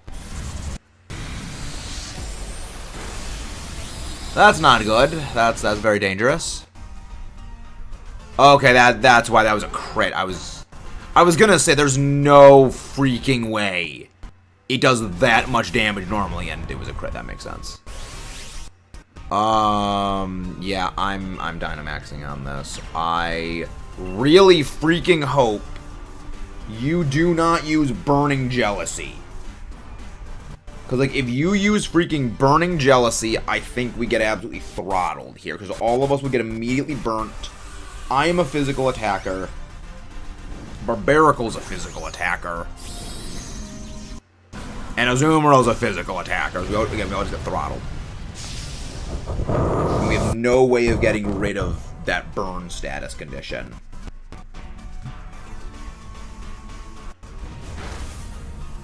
Now, of course it goes down. Of course it freaking goes down. Well, this is off to this is a fine kettle of fish we're in. This is a very fine kettle of fish. Thankfully, that was a lot of damage. Was that a crit? That wasn't a crit, because it must have been a very low damage roll on the first one. But I outspeed Comfey? Huh. I did not realize I outsped Comfey. Well, I also just realized something else. Comfey could have literally just used Energy Ball on Azumarill the entire time and just kept jacking Azumarill's attack stat up. I completely forgot about that because I'm so rarely... I'm not used to running Sap Sip or Azumarill because I always just smooth brain huge power. I completely didn't even realize that could have been an idea. This is where we switch out Barbaricle for the Skuntank. And then we pick that up. You get Acid Spray. You get all of the kit in the world. One of the best setup moves. Yeah, again, it's like freaking... anything like Acid Spray, Special Advantage Up, it's fantastic. Like, again, it's the reason I say a Cellgore is so good.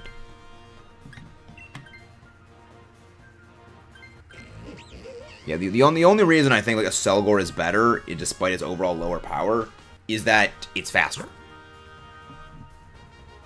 I have no preference. I feel Chansey's probably the easiest one for us to beat. Yeah.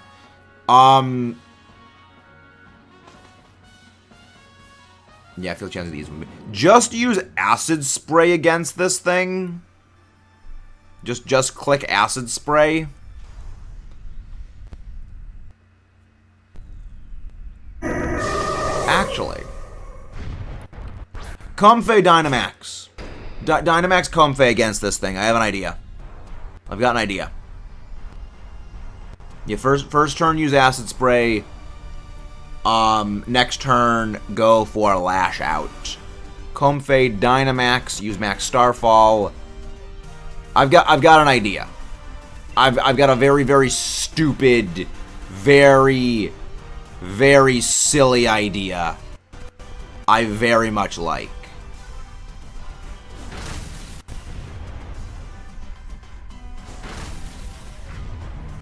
Who's B? Who is B? And that's the reason why I wanted the strategy, because this freaking thing is okay. Yeah, okay, no, from here on out, just go for freaking Lash Out then. Yeah. B, Dynamax this turn, Max Starfall.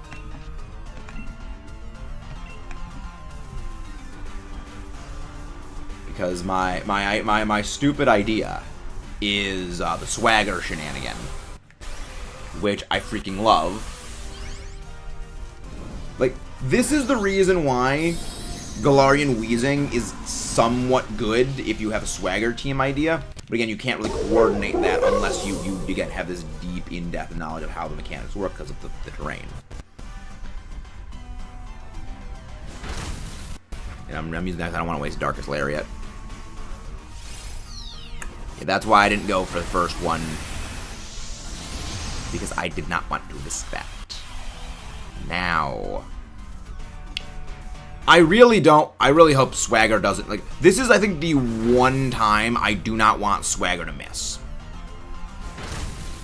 Like, this is the singular time in all of existence I do not want the move Swagger to miss.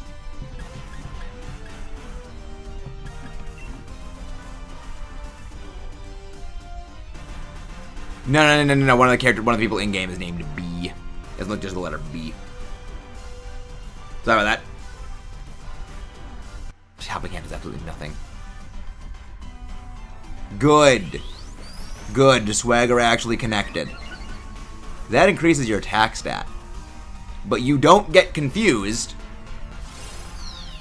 because Misty Terrain's effect prevents the confusion. It prevents all all non-volatile status conditions, and it prevents confusion. It's really good. Again,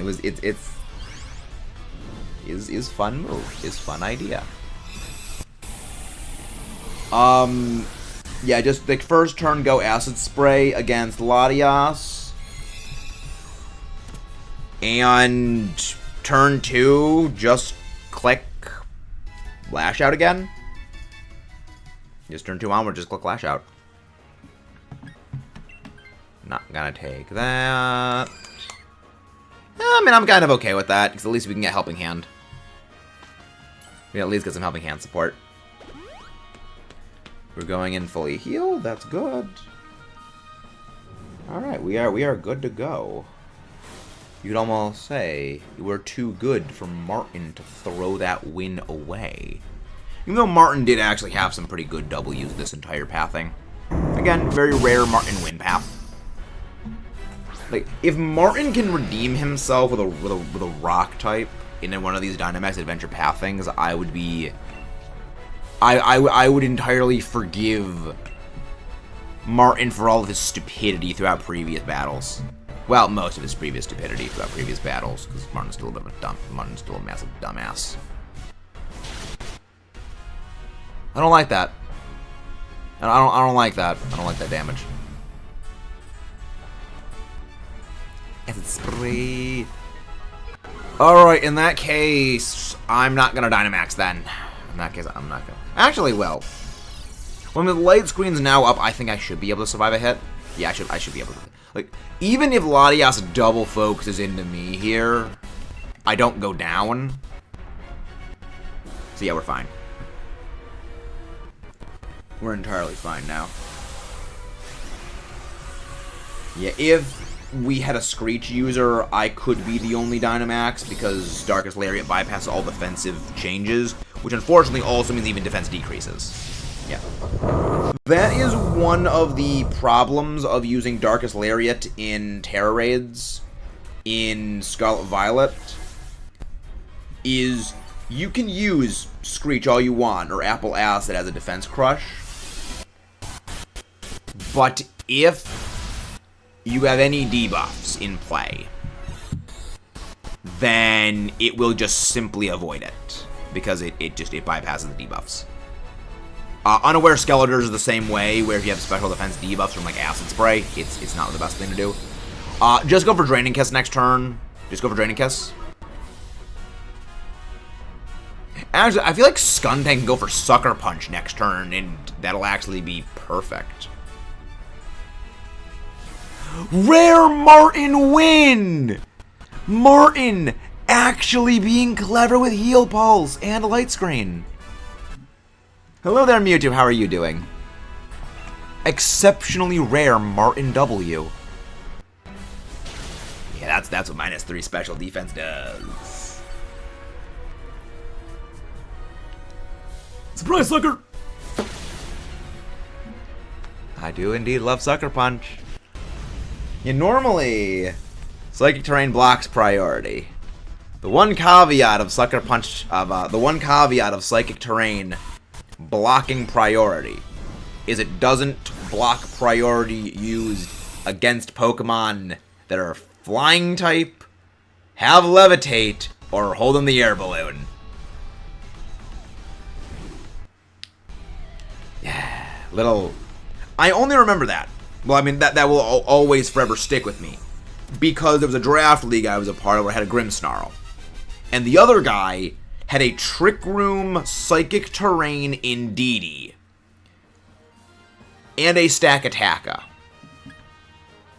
And so, what he did was he had an air balloon on his Stakataka. Because it was there to prevent it from, you know, getting obliterated by ground moves. And he thought there was no way my Salamence and Grimmsnarl team was capable of shutting down his Trick Room setup because Psychic Terrain blocks Fake Out and blocks priority. So he was completely fine. I'm like, okay, you know, this is fine. You know, I don't need to fear the Grimmsnarl doing anything. And so he didn't use Follow Me, he went straight for the Trick Room. And I had my Grimmsnarl with Trick and an Iron Ball. And so because you're getting better, not Landorus, I want Tornadus. And so I Trick Iron Balled the Stakataka because he didn't think, oh, well, it would block the priority move. But it doesn't block priority moves on non-grounded targets. So I was able to remove the air balloon from the stack, give it an Iron Ball, Dynamaxed my Salamence in the same turn as he Dynamaxed his Stakataka, and I one-shot the Stakataka with Max Quake. It was glorious. Because I had no other way of taking that Stakataka down if I was not able to get rid of that air balloon. Alright, Code is live. Hello, Arkham Kratos. Do you think the next Nintendo console we switch to will make these leakers think? The thing is, we know the Switch 2, or at least we know that there's another Nintendo system in development. And it may not be called the Switch 2. The Switch 2 is just like the colloquial name for it. You know, it's like when people called the Xbox One like the Xbox 720. Kind of following the same vein as like the Wii and then the Wii U. It's just like, oh, we're tacking a thing onto like the mainline console just for reasons. It may not be called the Switch 2, and I don't think it's going to be called the Switch 2. It's just the name Switch 2 is the closest thing to a name we have, or it's basically a shorthand. Because it's faster to say Switch 2 than to say Nintendo's upcoming unannounced new console. Yeah, it's shorthand. I had to cook up something good. Hello, Floorhead! Calling Nintendo will call it the button. I would love that.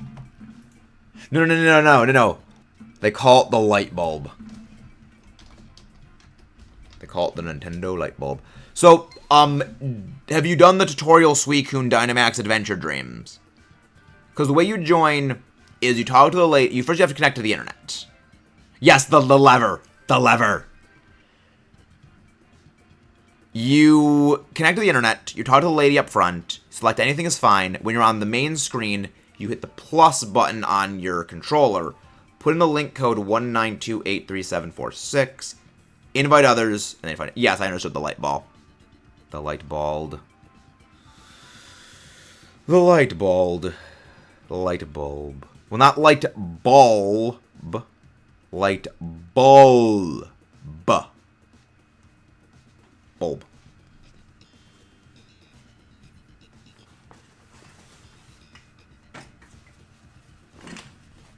There you go. That light was kind of bothering me a little bit. The lever.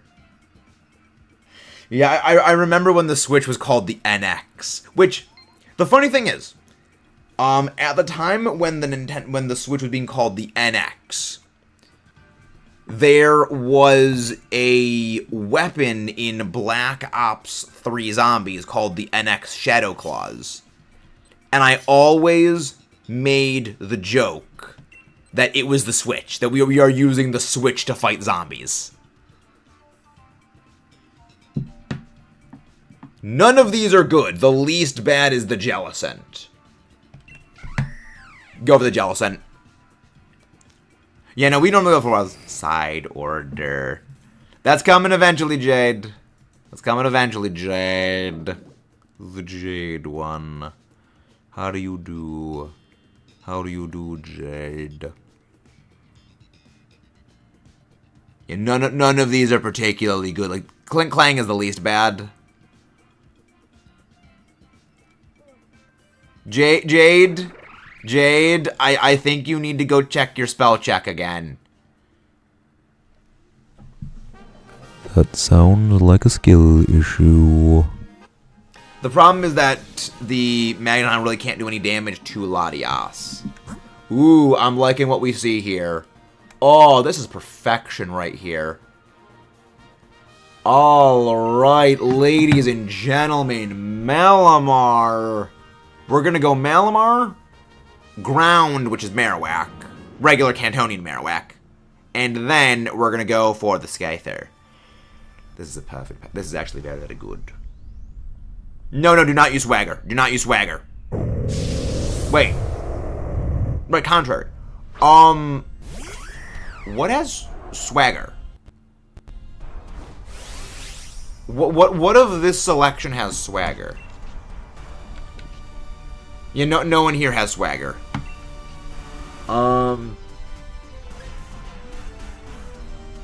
actually gonna use Max Ooze, because our strongest move against this thing is actually Dazzling Gleam, of all things.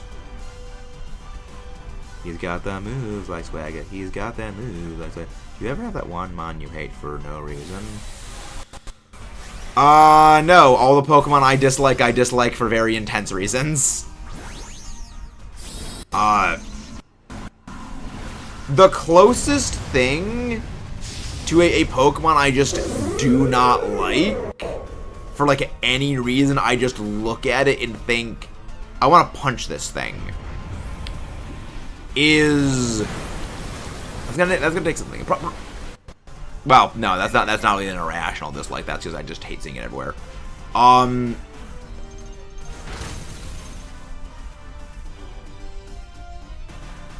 really can't say. Like, there's very few Pokemon I dislike. I mean, I just hate Aromatisse because Aromatisse could have been a really cool idea. It is literally a Plague Doctor, except they mixed Plague Doctor with Flamenco Dancer. There was potential. There was potential there. And they threw it away. You want to delete from memory his shiny Obstagoon and daily shiny made. Yeah, the colors are a bit garish. They are a bit garish. What Pokemon do you have, Dreams? Which Pokemon do you have?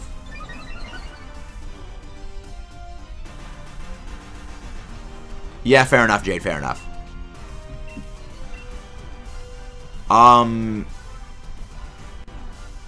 Ideas for Plague Doctor. Exactly. Exactly. Like, for me, it's...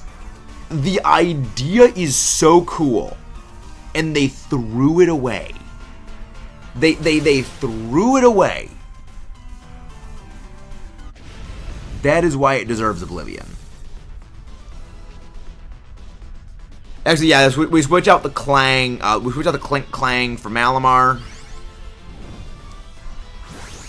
Switch out Clink Clang for... Yeah, yeah, we switch out the Clink Clang for the Malamar. Clink Clang does absolutely jack squat nothing to Marowak. Just use Expanding Force on the Marowak because it has lower special defense and physical defense. I also dislike Rooms. That is surprising. That is actually surprising to hear, Jade. the Jade one. Then... Can we get to Pikachu? Yeah.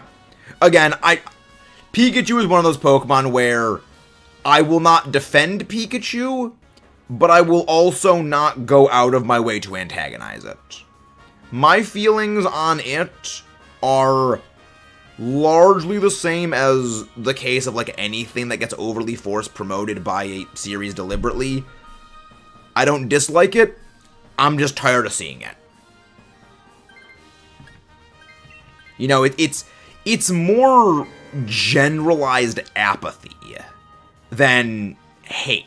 Like, for me, hate is like a conscious disdain.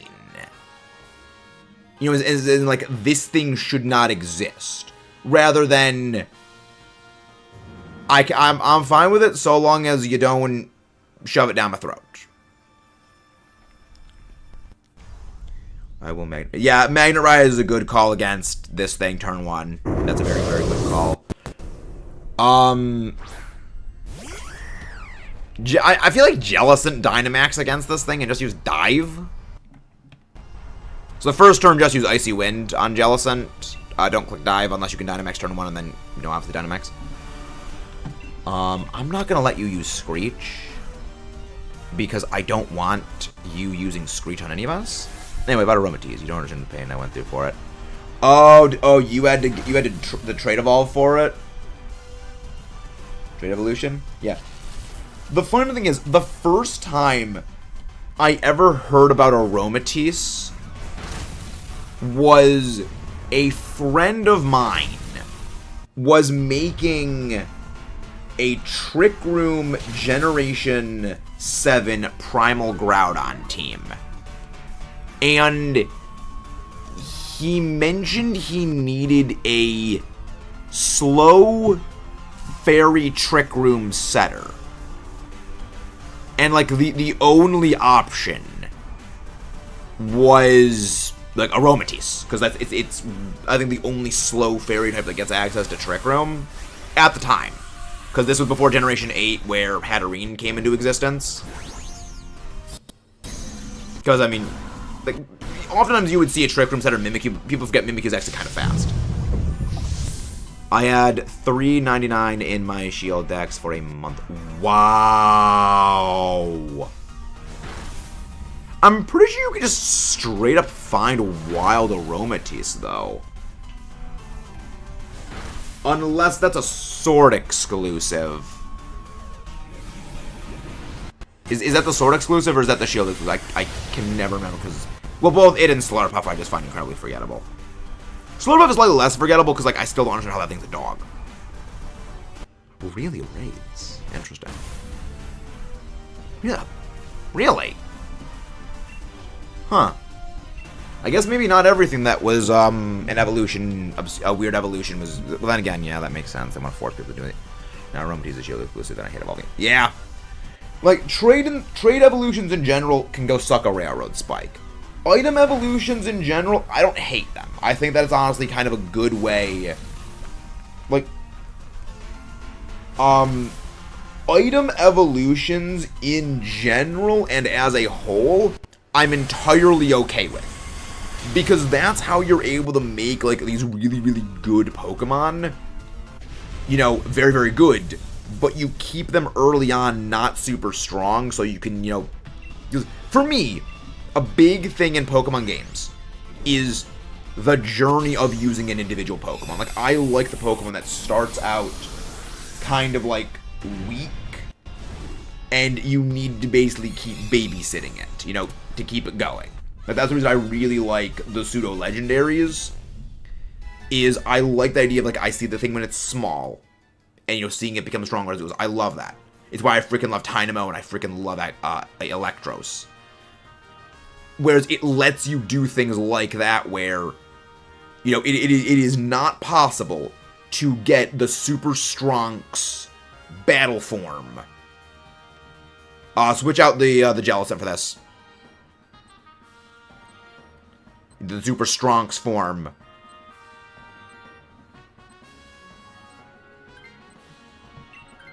Okay, I'm done. I'm taking it precautionarily. Okay, yeah, I just wanted to do it just to be safe. Hear me out. Favorite out of the entire options depend on one of the list. Fair enough. Good point.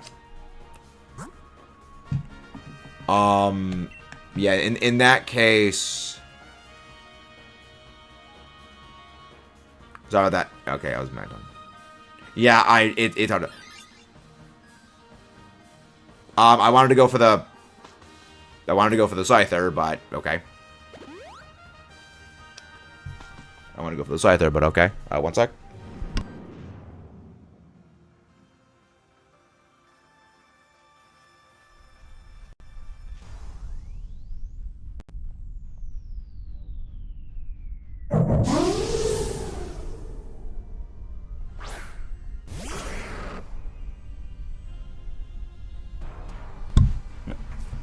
Okay. Do I have Iron Head or no? You'll get that Iron Head. Yeah, we should be okay for this thing. We should be fine for this. I'm slow as crap, so I won't even be able to use that.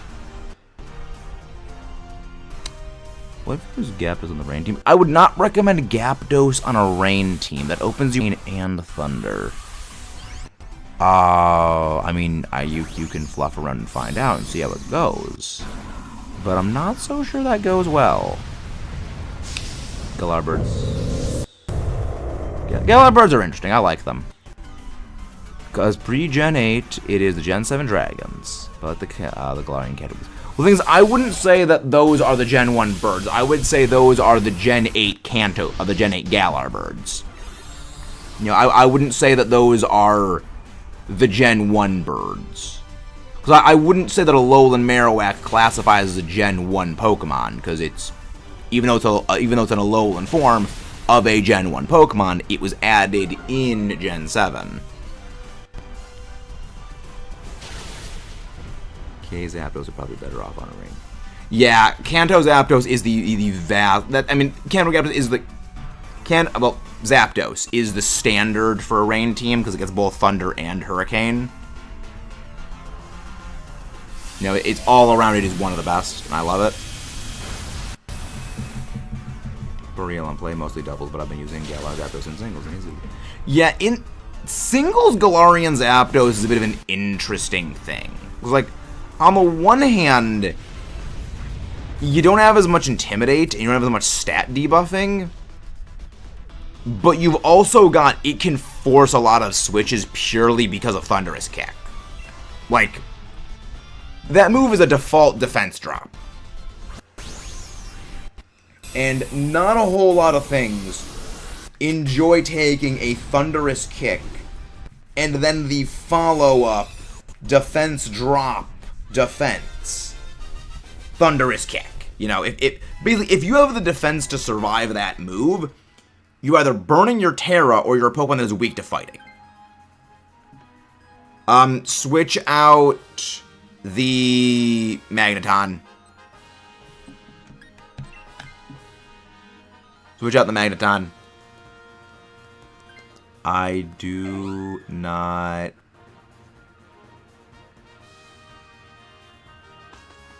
I'm not... These Zapdos no physical electric move. Gyarados doesn't learn any electric moves. The rain team for Regulation G. Smogon using Raichu, Zobulky, Miraidon. To bully Miraidon into submission. I'm not so sure how well that would go, because if Miraidon has anything that is not electric, it deletes Raichu.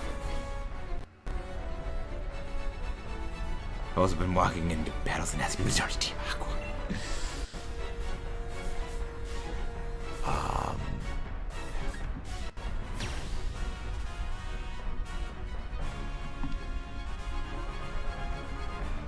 Yeah, I'm gonna go max Darkness here and start dropping this thing's special defense. Walking into battle, that's don't get Team Aqua.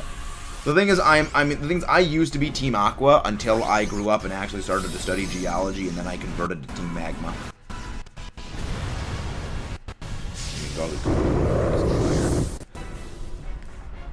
What ice moves does Gardecuno have?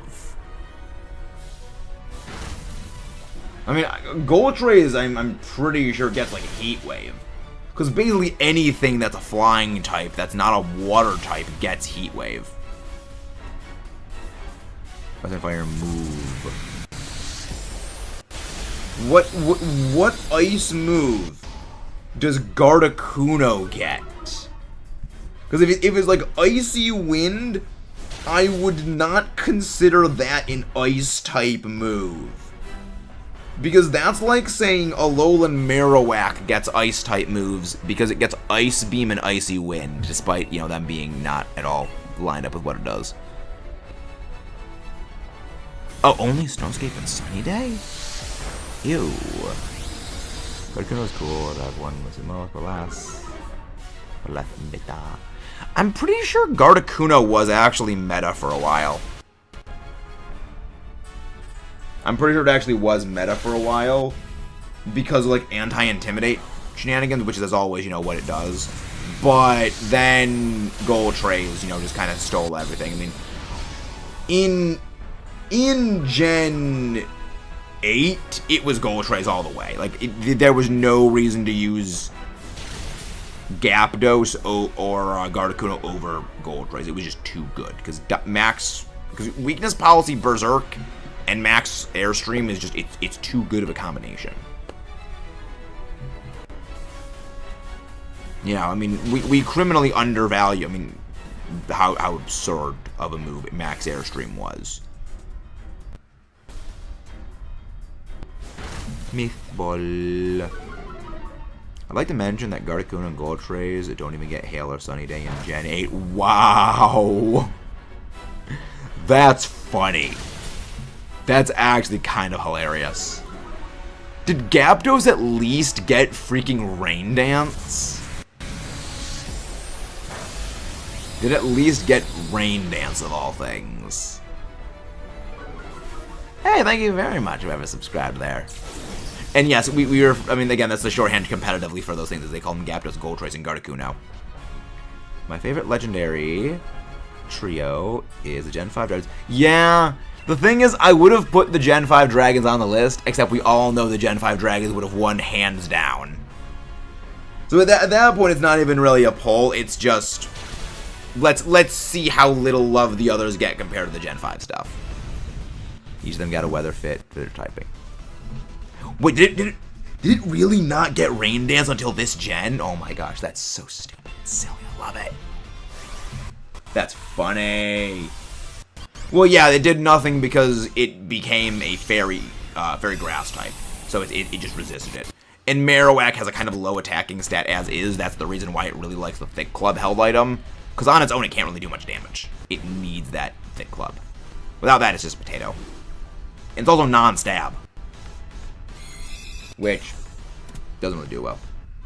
35 Dragons, some of my favorites too. Reshiram, level 95 for Brooded Skeleton. Nice. Yeah, they're my favorite as well. Like, I love Dialga. It is my favorite legendary. But when it comes to the legendary trio, it's the Tau Dragons, hands down. It is not a competition. I freaking love that thing. Love those three of them. I got 2 shiny iron bundles, so I can make my comp team finally. I got 2 iron bundles. Fun. Oh, thank you very much. Someone else subscribed. Thank you. That was just 3 in rapid succession. Yeah, it's like, I finally finished my Generation 5 game collection, which means we're probably going to need to be doing the Generation 5 hard mode playthrough at some point soon. Because I would ideally like to finish 100%ing that game before Bank. I think Bank is going to stay up for at least another 2 years. So we've got time. I guess. Got it. So look at everyone getting shiny. Yeah. If you would like to pop in for some Dynamax adventures, link code is at the bottom of the screen. 19283746. If you were in the last Dynamax adventure, please wait a minute and a half before joining. We want to give everyone a chance to pop in. And there is one rule in the Dynamax adventures. Follow the instructions of the streamer. That is the one rule. Go Private Kowalski, Skipper, and the Iron Bundle of Madagascar. I want some DAs, but I want to focus on making the team. I mean, you can make the team in addition to the thing. B. I said wait before joining. Also, it was a crime that I didn't name Reshiram Gaiba. Gaiba. See, I mean, I like the Kaiba, the name for it, but I also think like a lot of people do that. See, I think Kasar is a better name for it, because, you know, she was the spirit of the Blue Eyes White Dragon. I know, Dreams, but again, it is kind of the principle of, like, the rules do exist for the reason. The only exception to that is Jade, and a large part of the reason why Jade kind of does it is, one, Jade is a member on the channel, but also Jade, I know Jade very well when it comes to Dynamax Adventures, and I like, Jade is one of the few people that I know that I basically do not need to say, do blank blank thing. I trust them to basically do on their own. Open the showdown draft, the thing. Therefore, say it again. I appreciate temper, but again, don't mini-mod. You know, I appreciate the thought, but please do not mini-mod.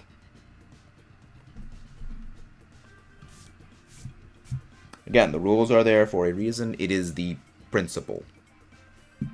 After a minute and a half has passed, which is right now, anyone can join in. It is now free-for-all. Yeah, after a minute and a half is the timer thing, anyone can pop in. Because at that point, it's basically, alright, everyone everyone who would want to join, given the opening, has joined. Anyone can join in now. Even the people who were in the last one. Tyrantrum time. I do love Tyrantrum. Ah, it's fun. I love Tyrantrum. First one ever used, a Battle Tower Gen 8 adored. Ogie Dogie is a silly guy. Yeah, Ogie Dogie is in a low-tier Terra Captain format for Draft League. Ogie Dogie is absolutely insane. Because the only problem base Ogie Dogie has is its typing. But yeah, Dreams, you can join in now if you would like to join. That its only problem is its typing is just kind of not good. Also, thank you very much for having subscribed. But in a low tier only Terra Captain format, Ogie Dogie place is relatively low because without Terra, it's just not great. So, you know, you make it a low tier Terra Captain, and then it's just absolutely fantastic. Because again, it's 128 attack stats. You know, that's the 128 base attack stat close combat. You're not really getting that anywhere else. Ah, you're in the cutscene. Ah, Zoomeril. Best of these bad options. None of these are good options. Gardog is an interesting ability. Bit hyper-specific, but also... Yeah. Yeah, it sounds hyper-specific until you remember Intimidate is one of the best abilities there is.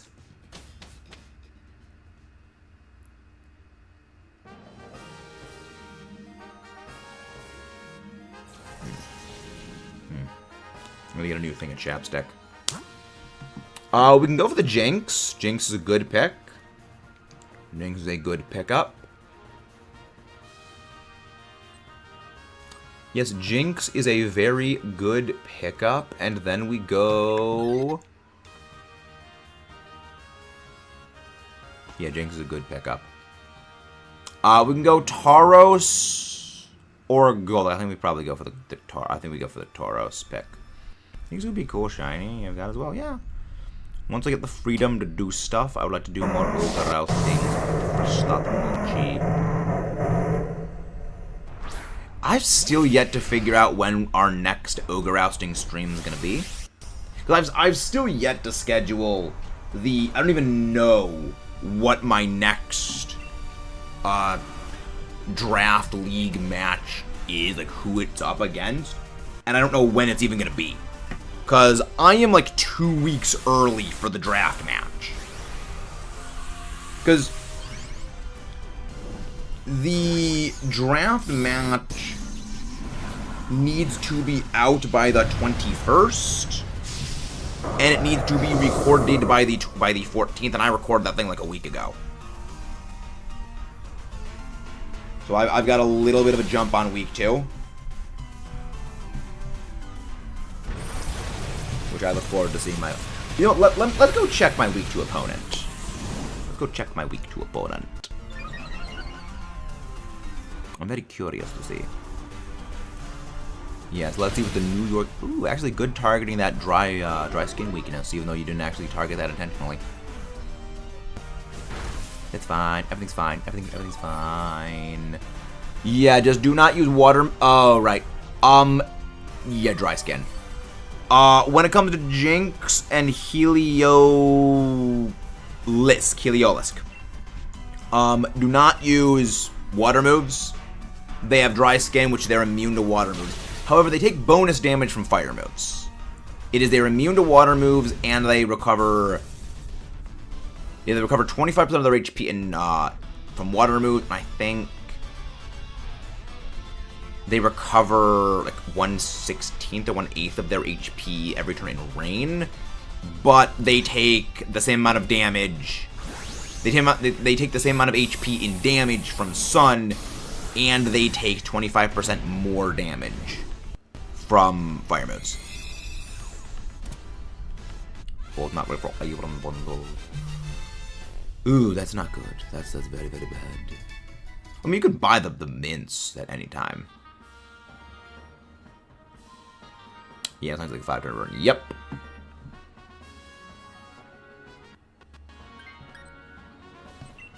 Linda, I said to take... I said to take the Jinx. Okay. Next. Okay, then we are going for the Tauros. We're going for the Tauros, then. Yeah, so much money from Gambling Machine. Gambling Machine. Yeah, like, again, when they made the mint...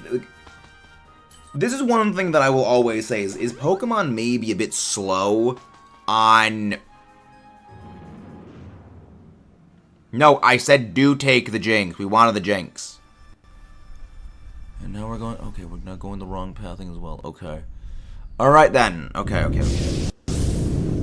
Well, we're not going for the Tauros now. Okay, so now... Take the Golduck. Alright, in that case...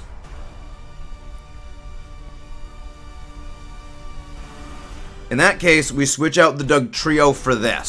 Switch out the Dugtrio for the Mudsdale. And then we switch out the Jinx for the Golduck. We need to redo the plan then. Okay.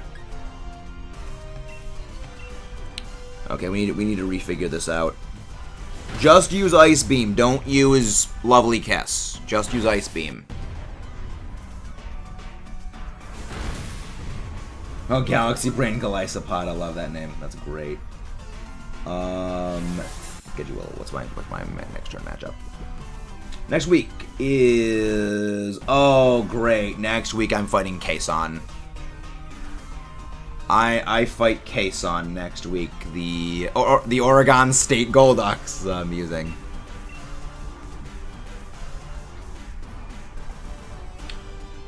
Yeah, so Jade, remember one of the teams that I messaged you that was kind of a bit of a worry team for me in the IBL? The one that I told you that was the worry one was the Oregon State Golduck. I'll send you the match data. I will see if I can send you the match data. It's okay. It's okay, wow. Oh yeah, so I can find you. At least have a decent amount of damage output there. Come on, print screen. There we go.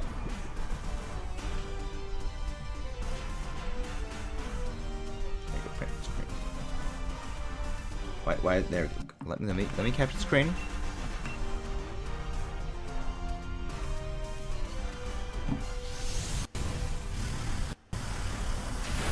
Oh my gosh, this thing is not loading.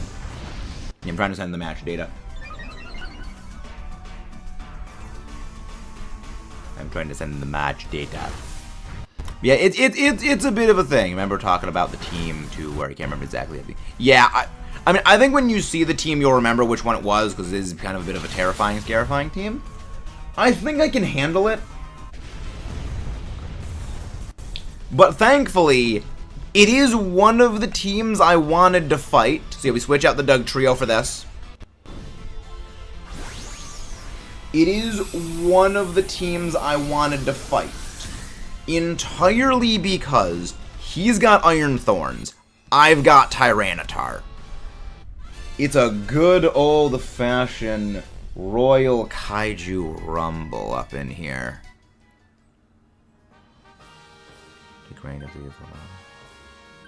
Yeah, I'm sure take a Sigalef. Sigalef amuses me. Sigalef's a funny guy.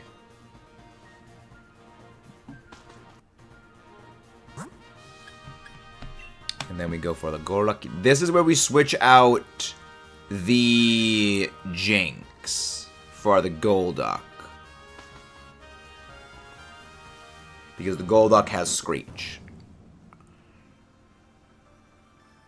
Yeah, we got Tyranitar. Like, I literally, like, we came back from seeing Godzilla Kong the New Empire, and the draft started. And I knew then and there was only one decision to be made. I am picking a Godzilla-themed draft league team. I got Tyranitar. I got Rillaboom. That's all I need. That's all I need.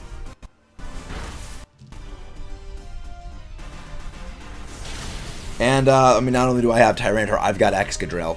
I've got Excadrill, and I've got Houndstone. So I think I do not need to worry about that Iron Thorns at all. Okay, Lash Out. Yes! Save Lash Out for Latias. Do not Dynamax against the Golduck. Do not Dynamax against the Golduck. Left Tyranitar got traded to a Japanese one whose nickname I could not read. I just call him Goji. Like some kind of ribbons on it. You silly. Noif. I wonder if it would be possible to, like, enter the Japanese symbols into, like, Google Translate somehow. I do not have Venomoth or Hydreigon on the team. They were too high of points to actually pick up. Sadly. I have a distaste for Iron Moth. Why do you dislike Iron Moth? Like, Iron Moth disappoints me, which is why I don't like it. It should have been Fire Electric. Or it should have been Fire Steel. That disappointment is why I don't like it. But what do you have to dislike it? I don't get how, but I really want to try it. So I don't yeah, I wonder if there's a way to actually enter, like, those Japanese symbols onto a thing. You know, if into like, Google Translate to see what it is. I guess the best way would be to, like, to look up Tyranitar's Japanese name. But then again, like, the Japanese language is very complicated, so you need to go through, like, all the different symbols. So that would not be what we like to call in the business a good time. Okay, go. It has Salazzle typing. It's not stupid. It has similar stats. It does have a bit of a similar stat spread. It is a bit similar stats, but it has better special defense. But like I think, like much worse physical defense. But yeah, I can see that. I can definitely see why. For me, it's purely down to I wish that thing had a better, like, if it was Fire Electric, I'd be okay with it. If it was Fire Steel, I'd be okay with it. It's just, I want to like Iron Moth. I really want to like this thing. But it is so hard to like Iron Moth.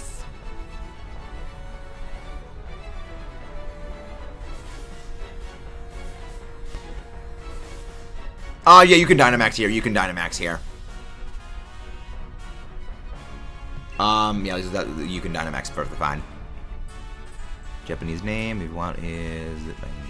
Yeah, I don't think that would be what it is, because I didn't know it would correct it. I saw the leaks, the Paladega/Symbiote. Yeah, that I don't think that's happening. That's what we call fan art wish fulfillment. I think Gmax. Can we get them? Will I just like it? I say the move options. Yeah, the move options on Iron Moth are very good.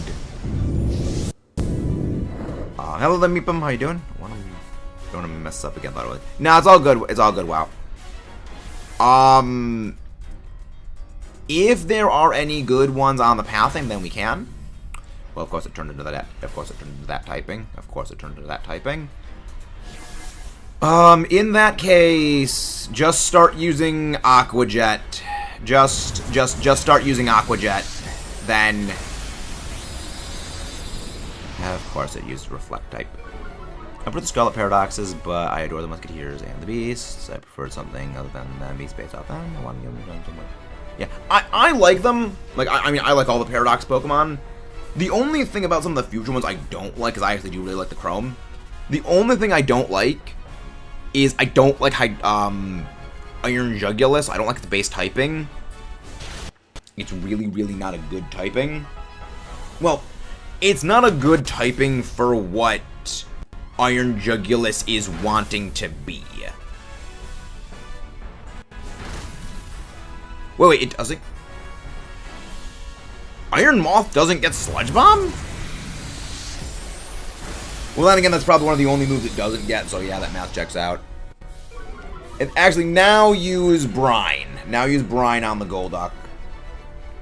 Because now Brine is way more powerful than Aqua Jet. But, I mean, we still beat it anyway. Really, Iron Jugulus is already mid-design. Might as well with Paradox Entry, though. I mean, I like Iron Jugulus because I really like Mecha King Ghidorah. Yeah, I get, okay, it only gets Sludge Wave. Interesting. I knew it got Sludge Wave. I didn't know it only got Sludge Wave. I thought it got Sludge Bomb. Doesn't surprise me, though. Because they really decapitated the moveset of some of those Paradoxes. Like, too much. Also, Jade, I sent you the team matchup data. Let me know your thoughts on the match data. Latias, check number 229. I mean, I guess Latias wants to rival Cardiface. Latias wants to pose a rival to Cardiface.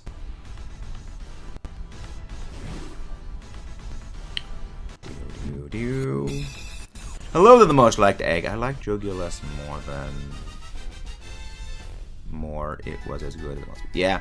Like, I mean, I like Jugulus. I just think, like, as a special, bulky-ish flying type with some damage options, it's kind of like a bit of a jack-of-all-trades, master-of-none category. Well, I mean, again, just for me, it's a bit of a jack-of-all-trades, master-of-none. But it's fairly good on a rain team, though, because it's Hurricane. It's one of the good Hurricane users. Give the code. Iron Jugulus is a very good design concept, with the arms being holograms. I wouldn't say it's bad. I do not want a Mewtwo pathing. I want Tornado Face pathing. Let's go. Go, Latias. Iron Jugulus is already... Yeah, again, I like the future Paradox Pokemon's designs more than most. But I will admit some of them, better than others, compared to everything else. Well, the thing is, Jade, compared to most Pokemon, yes, Iron Jugulus is good. You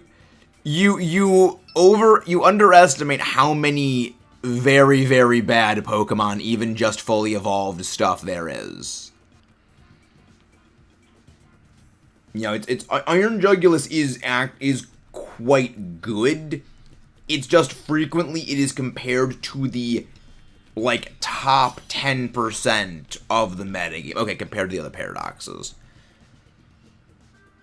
Yes, compared to the other Paradoxes, it's definitely towards the tail end. There's a few I'd say it is distinctly better. Like, outside of the Paradox Beast and the Paradox Swords of Justice, because those are kind of in the Apex Paradox tier, where those are a significant cut above the rest. You know, I think compared to, like, just the base Paradoxes, you know, it definitely is towards the tail end of it. I would say, though, it is better than some of them, but a lot of the ones that it is better than are some of the slower, tankier ones, you know, or some, like, say, Screamtail, where Screamtail is just pure tech. You know, I'd say debatably it's better than Brute Bonnet. Yeah, debatably Brute Bonnet. But, you know, Fluttermane is way better than it. Iron Valiant, Roaring Moon, absolutely better than it.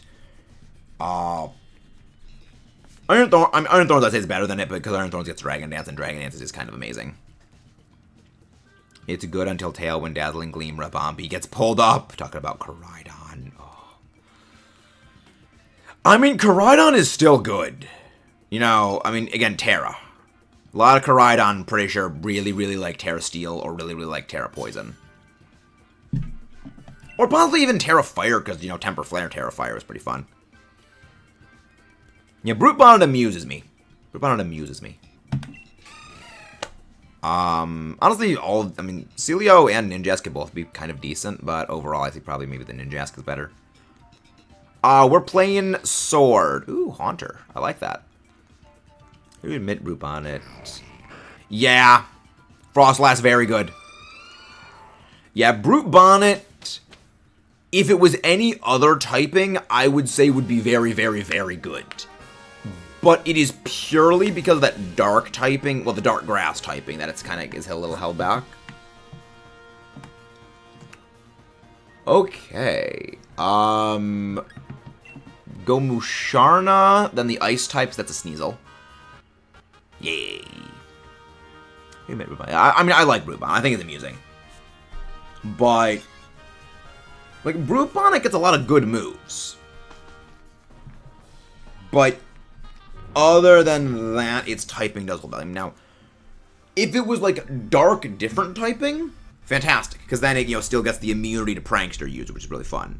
But it's the grass dark type, which is a little bit of a problem for it. The thing is, I think I think if you changed either of its base typings, it could do very, very well. It's just the specific combination of dark and grass are a little bit of a holdback for it. Yeah, I'm not gonna Dynamax. I'm just gonna go Octal. Yeah.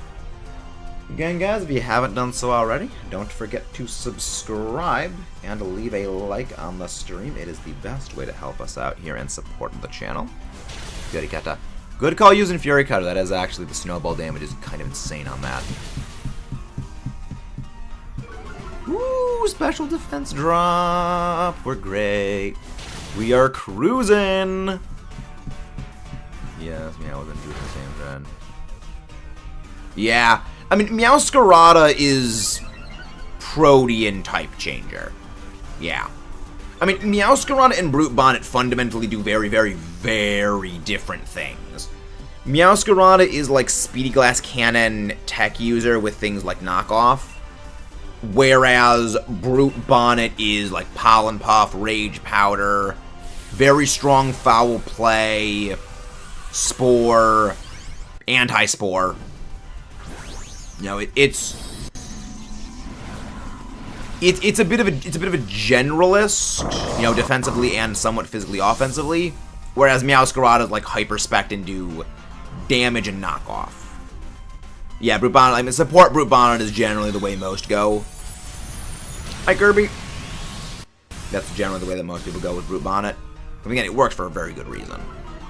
You know, again, Rage, Powder, Spore is all fantastic. Grass Fairy Brute Bonnet is funny, but makes zeros. I don't know. Brute. I think a Grass Fairy Brute Bonnet makes more sense than a Fairy type Slurpuff. Maybe that's just me.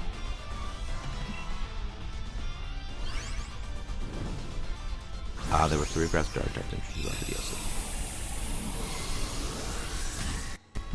What's the 3rd grass dark type? What's the 3rd one? I'm Oh, Woshen! Well, yeah, that's without the DLC. Yeah, I do forget Woshen. No, Zarude was a Gen 8 Pokemon.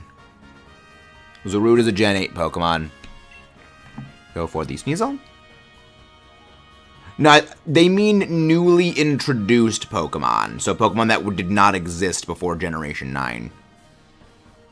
And Brute Bonnet never had to mention being an absolutely... yeah.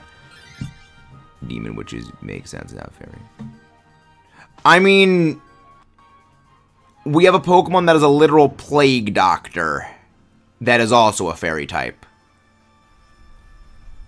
You know, we have a literal Plague Doctor that is a fairy type. I mean, I don't understand how a Cupcake is a fairy type too. You know, I mean, supposedly it's meringue. I don't see how it's meringue. It looks like a cupcake.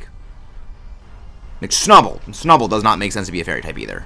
Like, I mean, it's the fairy type. Like, it doesn't make any sense. Like, it doesn't make sense like Snubble's a fairy type and Slurpuff is a fairy type. When, like, Cresselia and the Lake Spirits aren't fairy types. And now, yes, you label this for balancing reasons. Okay.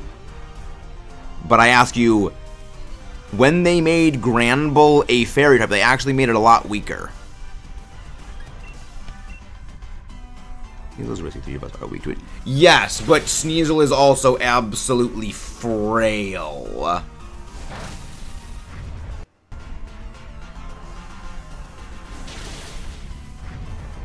Yeah. It is also very absolute frail.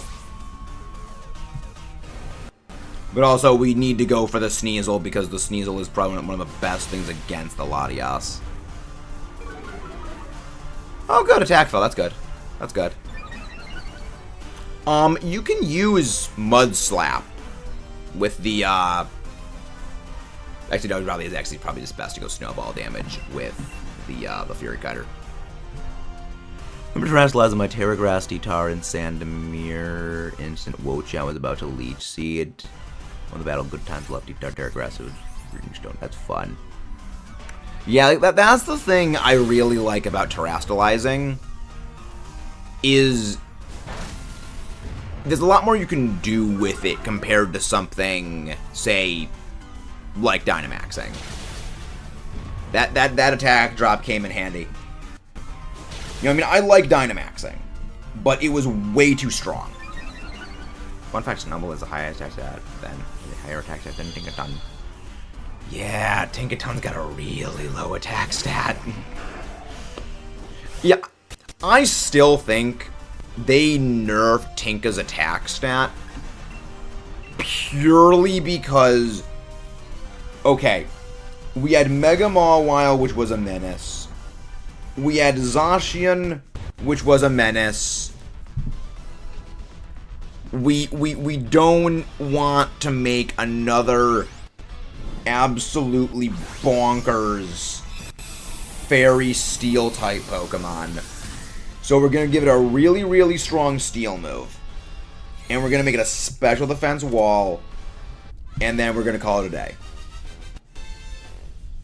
Yeah, that's kind of what I'm saying, is like the Depoke guy. Is I think it's purely as a balancing system. Because, you know, on the other hand, like, it would be absolutely insanely broken. I think we get rid of the Haunter here for the Sneasel.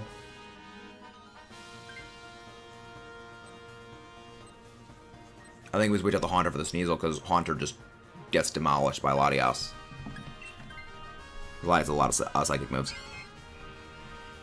But yeah, I think it does purely come down to they did not want to make another broken Steel Fairy type, like, and play a reaction to it was a little bit of a damage to it. Barascuta, not Barascuta, that is Bascue Fish, or, I mean, we can go for either Nidoqueen or the Bascue Fish. Bonk. They probably made it dark so it could be immune to pranks or taunt from tornado dust. Yeah, I mean, I think it's... Yeah, I don't disagree on that. Yeah, Again, I believe Brute Bonnet was more meant to be tech than anything. But yeah, no, there's a couple of fun stuff with that. Again, I do really like the paradoxes. Higher attack step than Blood Moon Ursaloon. Well, yeah, but Blood Moon Ursaloon is a special attacker, so that kind of makes sense. Almost like a high attack stat. Yeah, again, Blood Moon Ursa is a special attacker. That's like saying that, you know, Abra has a higher special attack stat than Flygon. Now, if you would say Abra has a higher special attack stat than Kingdra, then we're cooking with gas. Yes, like the fat cat fast Latias. That's funny. You know, then we're cooking with gas. Looks like it could. Yes, I agree. Yeah, I mean that's what Jade was saying. That it's kind of funny that like that's the way the stat spread is. That of course we get poisoned. Of course we freaking get poisoned.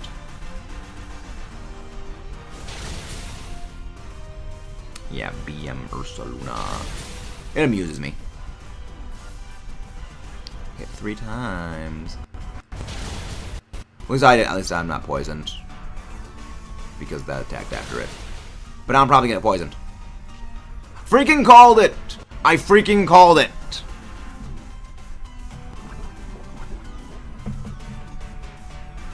It always freaking happens. Sometimes the game does be a bit of a shoe.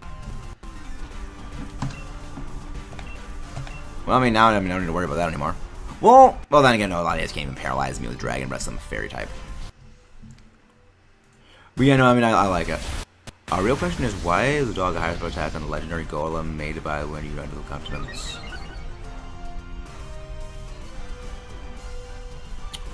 Because they are meant to be walls. They are made by wall. They are meant to be bulk. They are defense, not offense. They are protect. They are not attack.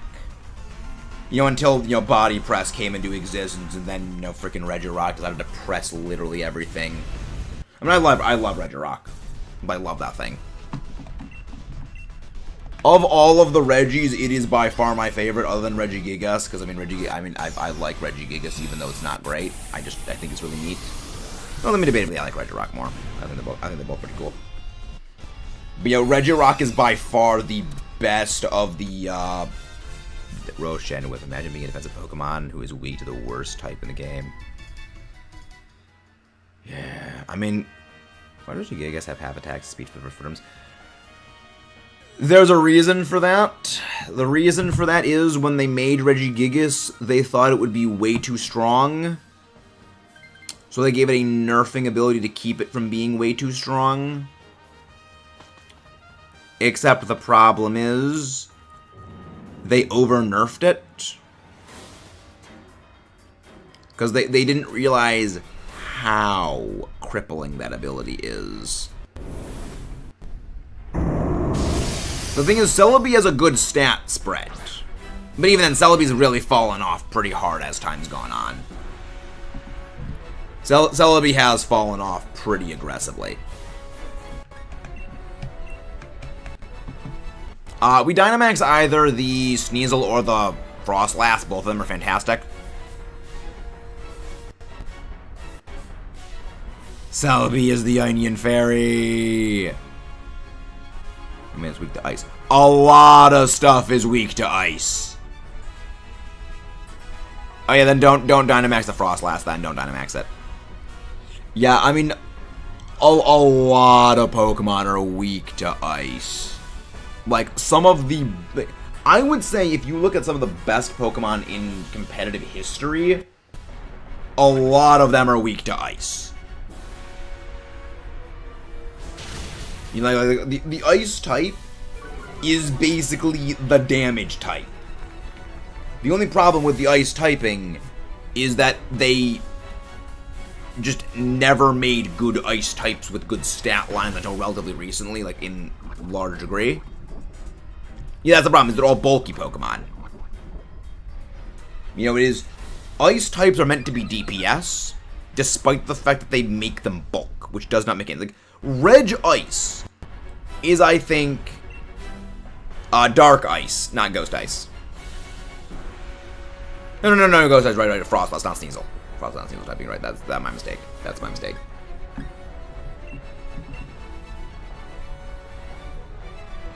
Yeah, I mean, again, I think the reason they made Tinkaton the way it was is purely an overcorrection from Zacian. I mean, it's purely an overcorrection from Zacian and Mega Mawile flashbacks. Because, friendly reminder about Mega Mawile, the thing has a functional base attack stat of 260. When Mega Mewtwo Y is like 194 base special attack. So this thing out-offense powered Mewtwo. And it had Sucker Punch.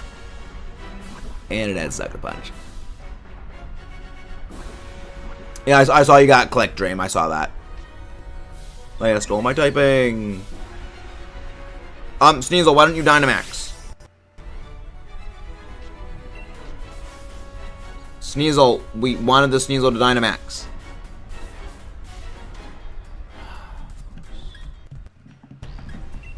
Guys, remember, there is one rule of Dynamax Adventures. Follow the instructions. That is the one rule. But I think that this is going to be our last Dynamax adventure for the day. We've been live for about 2.5 hours. This has been going well. Let's go find somebody to raid. If you haven't done so already, don't forget to subscribe for more. Leave a like on the stream. Let's go find someone to raid. Well, you can reflect type. You can reflect type through sub? That's news to me. I did not know that was the case. I did not realize that was possible. I thought that blocked all status modes. Interesting. Interesting. Ooh.